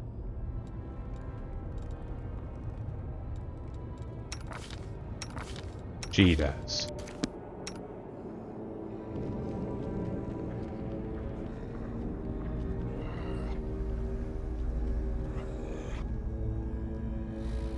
Yeah, there's like 4 of those things. I don't think it would be possible to take them all out at once. As long as this is my strategy, I think I'll send her ahead to scout things out.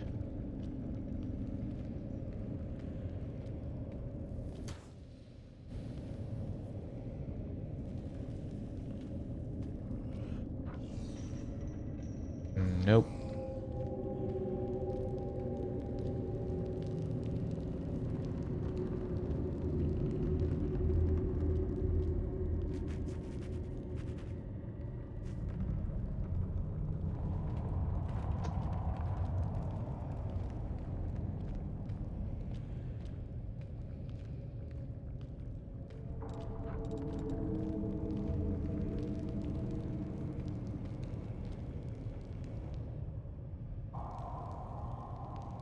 I'm trusting you. Shit.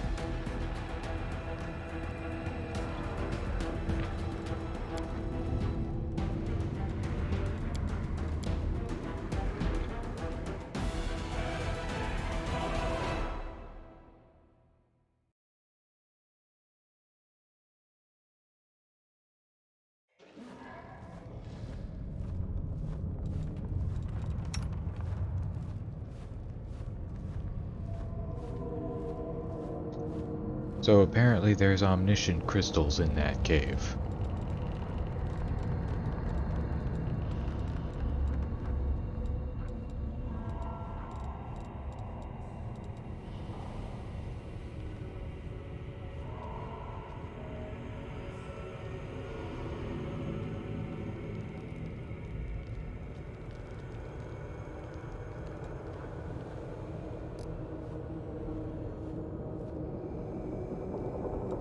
Please allow me.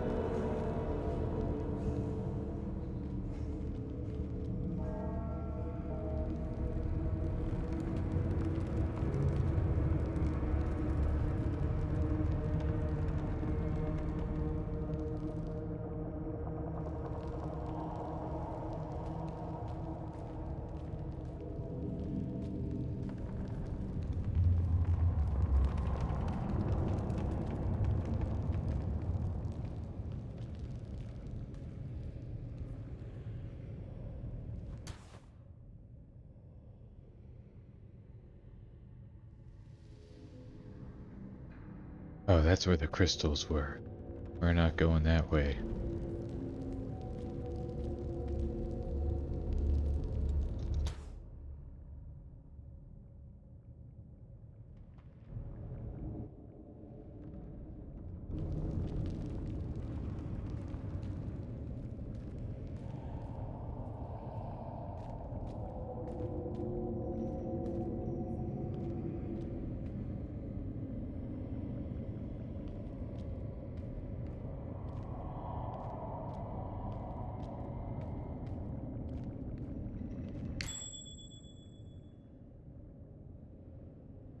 What is it? What did I see?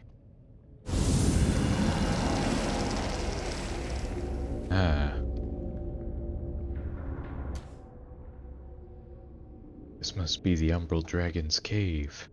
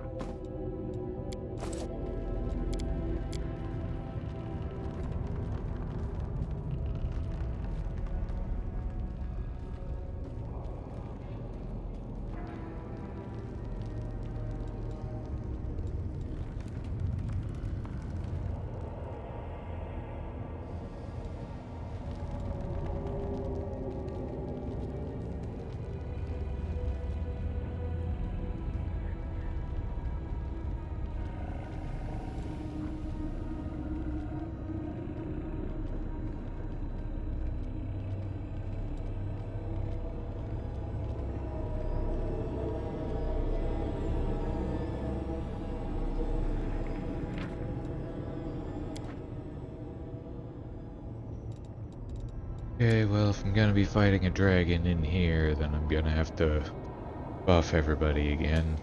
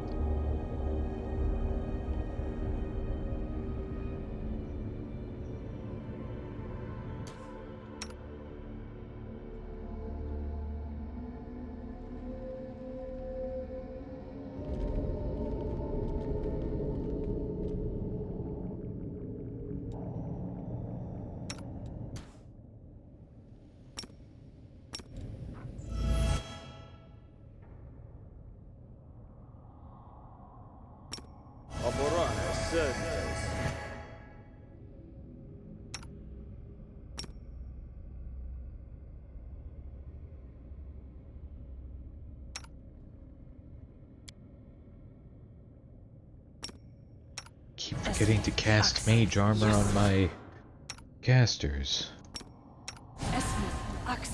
Yes, I'm here. Where else would I be? Oxy, yes.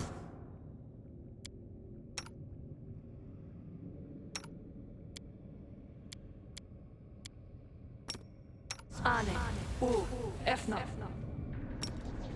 Ane, u, efna. Ane, u, efna.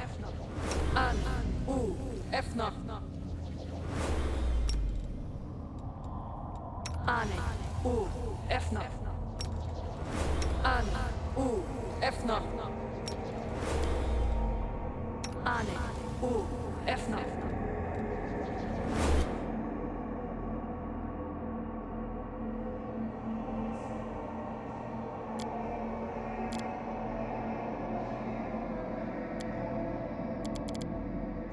No reason to pause.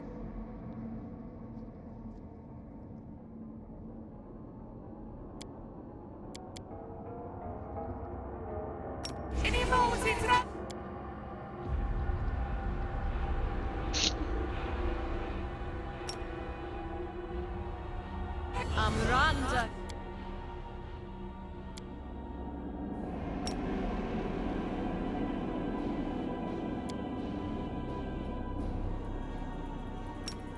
Ona ak.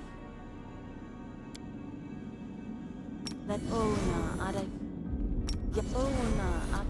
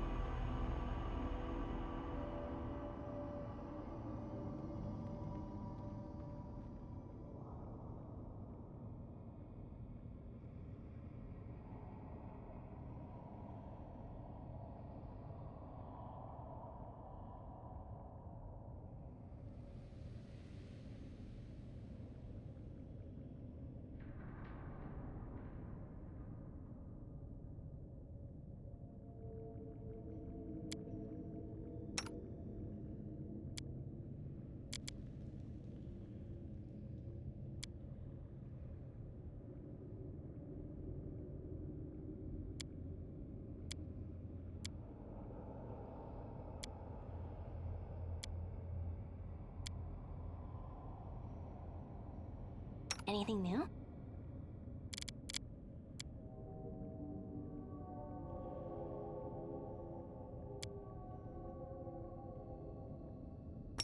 Diana, Air, Orma.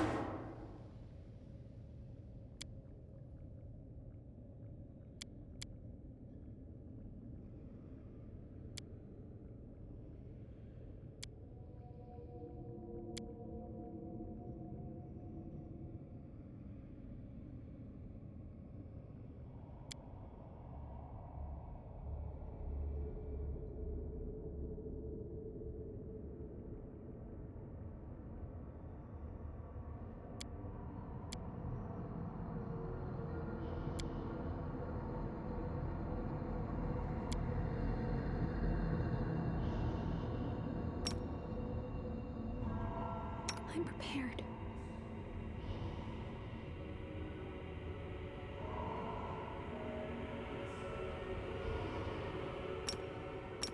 Lissano Daniel. Inimosi. Inimosi. Inimosi.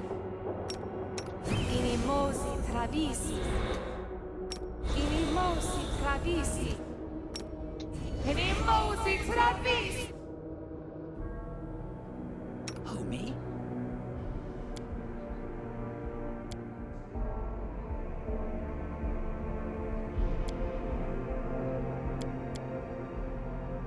Nava, Ea, Or...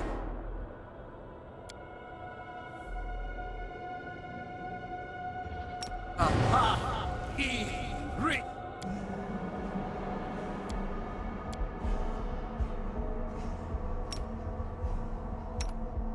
Nav, Ea...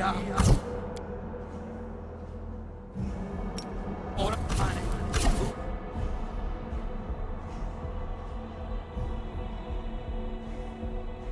Now why the fuck do I have 50% spell failure chance?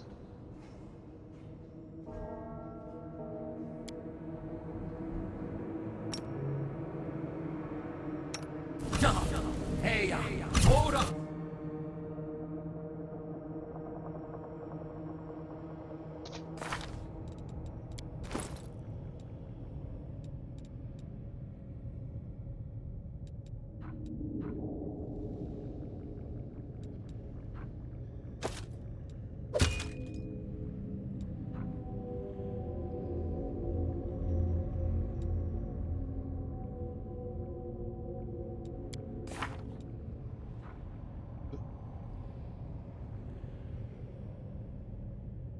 It'd be nice if some of these things actually said what they're supposed to say.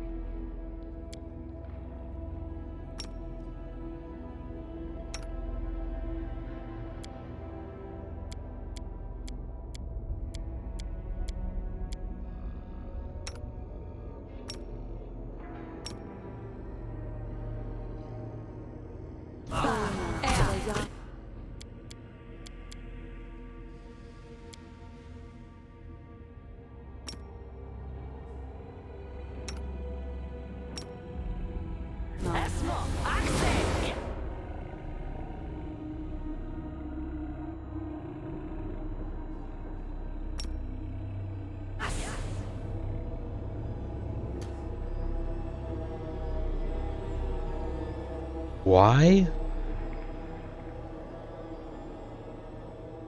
What the fuck?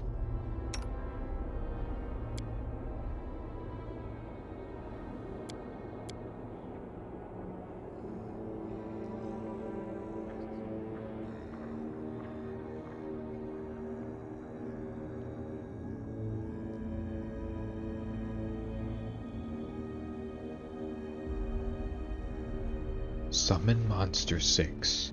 Conjuration, level 6. Target point within close range. Casting time, full round. Duration, 1 round per level. Spell resistance not affected by target spell resistance. Difficulty class 32. Spell descriptors. Summoning. This spell summons 1d3 extraplanar red caps if you are evil, or 1d3 extraplanar Bralani Azadas if you are not. 1d4 plus 1 extraplanar dire wolves, or 1 extraplanar Soul Eater if you are evil, or 1 extraplanar Axiomite if you are not. Summoned monsters appear where you designate and act according to their initiative check results. They attack your opponents to the best of their ability. There's nothing in there that says I have a 50% chance to just lose the spell.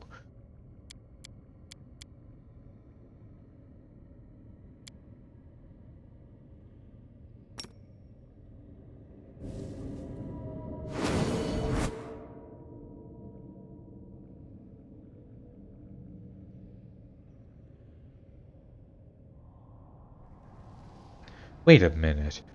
Was it haste that she lost? How?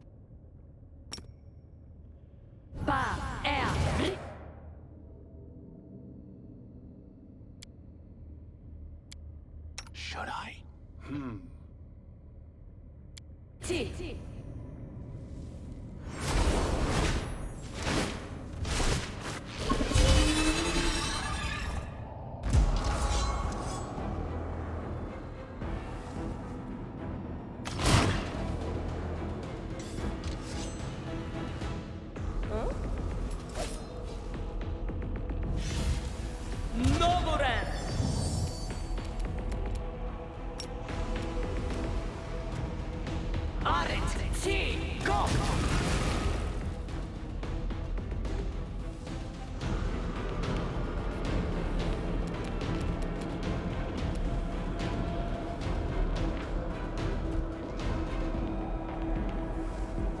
Immunities: Fear, Poison, Death, Energy, Cold, Negative, Combat Maneuver, Grapple.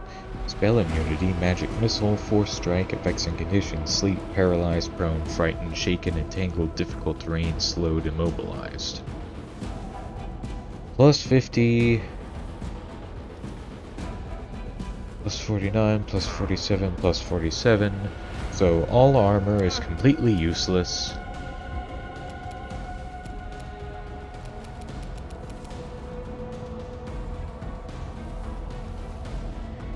Difficulty class 20, and it has at least plus 30 to all saves, so those are useless.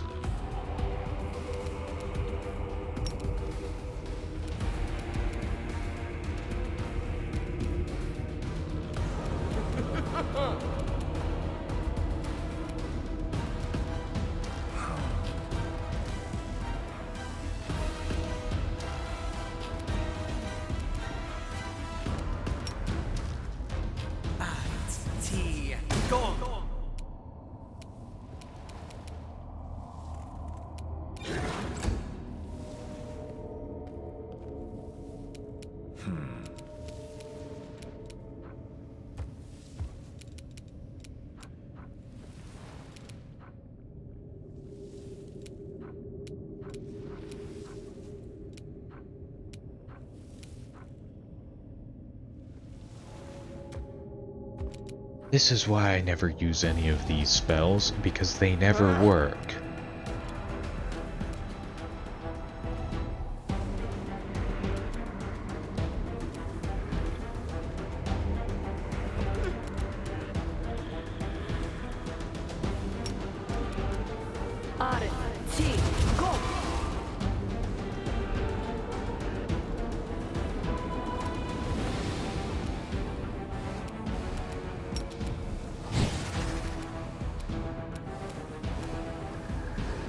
.68 AC.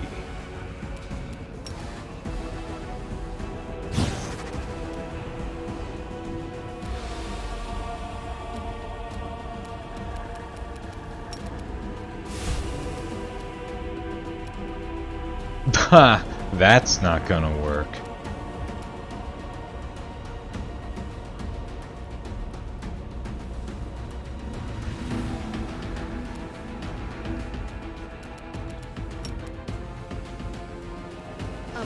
Integratio.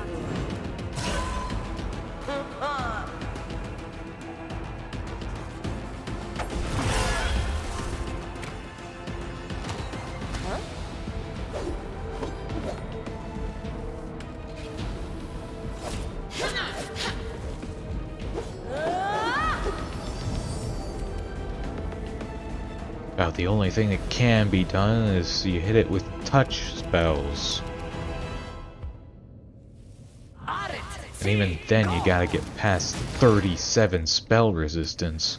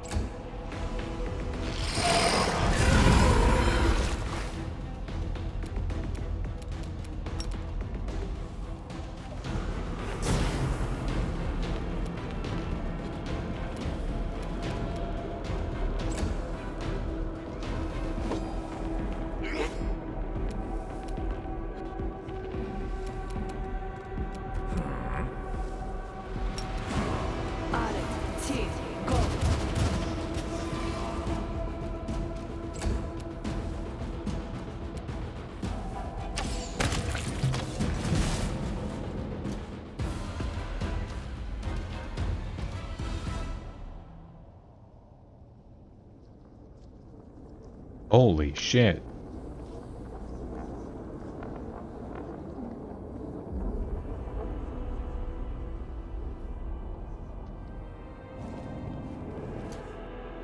God damn, a Rochelet is just a fucking mobile turret.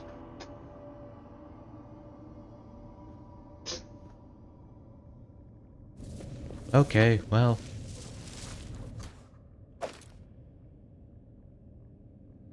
Crushing burden. Oh, it's a vicious weapon.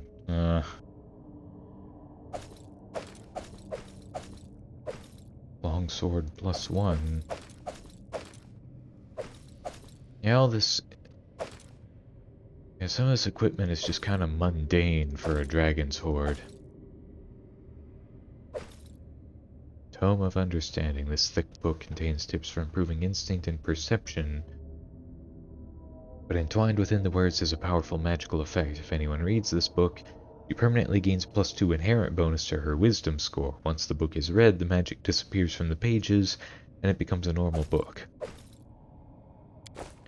About the dragon. Did the dragon have anything? Clutch of Corruption. This belt grants its wearer a +4 enhancement bonus to strength and a +8 enhancement bonus to constitution. In addition, whenever the wearer of this belt confirms a critical hit with a natural weapon, the enemy must pass a will saving throw or become vulnerable to negative energy and unholy damage for 2 rounds.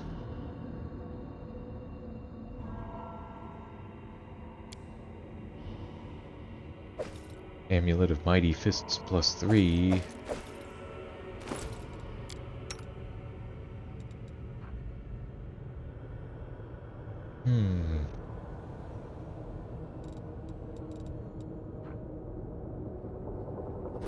Yeah, that would actually work really well for her.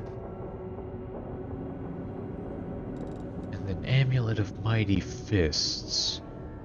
Would that work with her attacks? It does.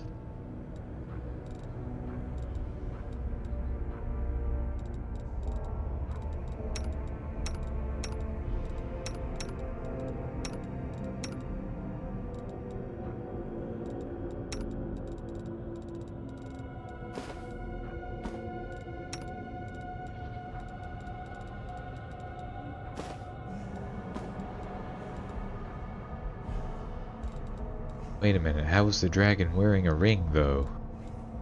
Ivu can't wear rings.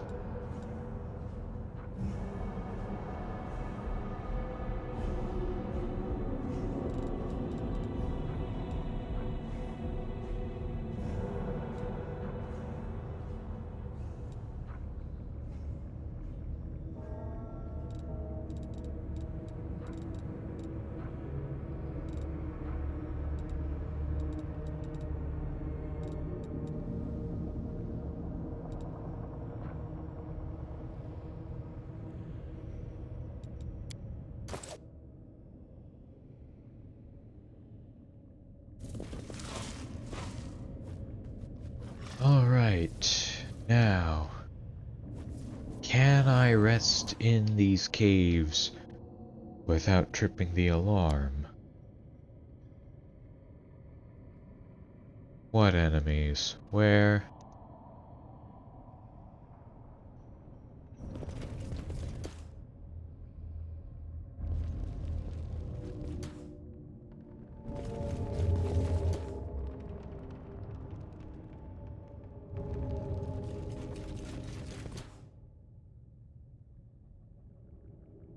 What if we go back to the entrance here?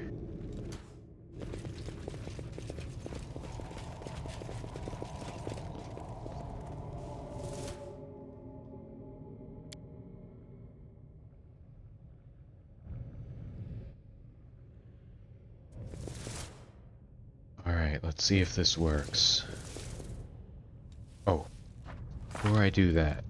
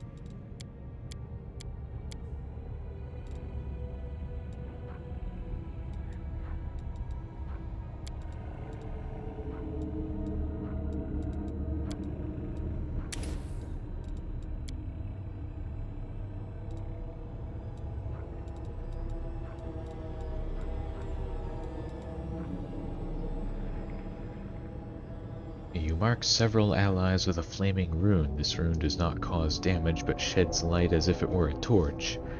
While the firebrand burns, any creature it marks is immune to damage from any fire spell you cast. All of the target's weapons, both natural and manufactured, inflict plus 1d6 points of fire damage on a hit. This bonus fire damage stacks with any amount of fire damage a creature's weapons might already inflict. At any point during the spell's duration, a creature bearing a firebrand can launch a beam of fire at any target within 30 feet as a swift action. This ray requires a ranged touch attack to hit and deals 66 points of fire damage. Once a creature uses its firebrand to fire a ray in this manner, the effects of the spell end for that creature. Interesting.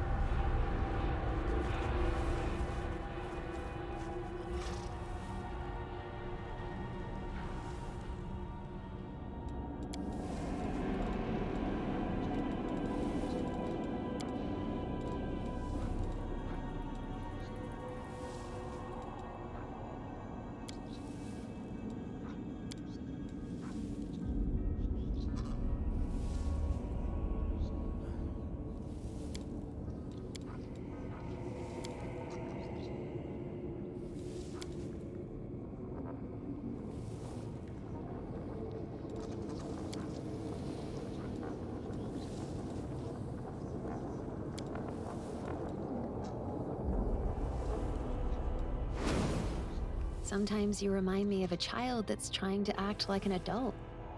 It's as if something is stopping you from growing up. Let me get this straight. You look at other people and it makes you want to grab them and suck them dry, but you take one look at me and you want to pat me on the head? I think I should be offended by that.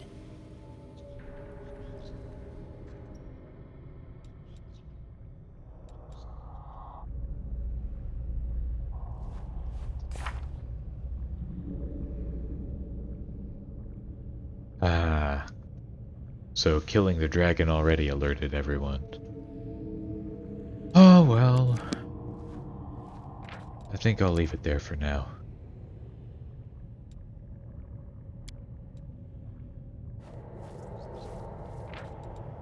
Alright, so thanks everybody for watching. I'll see you all again some other time.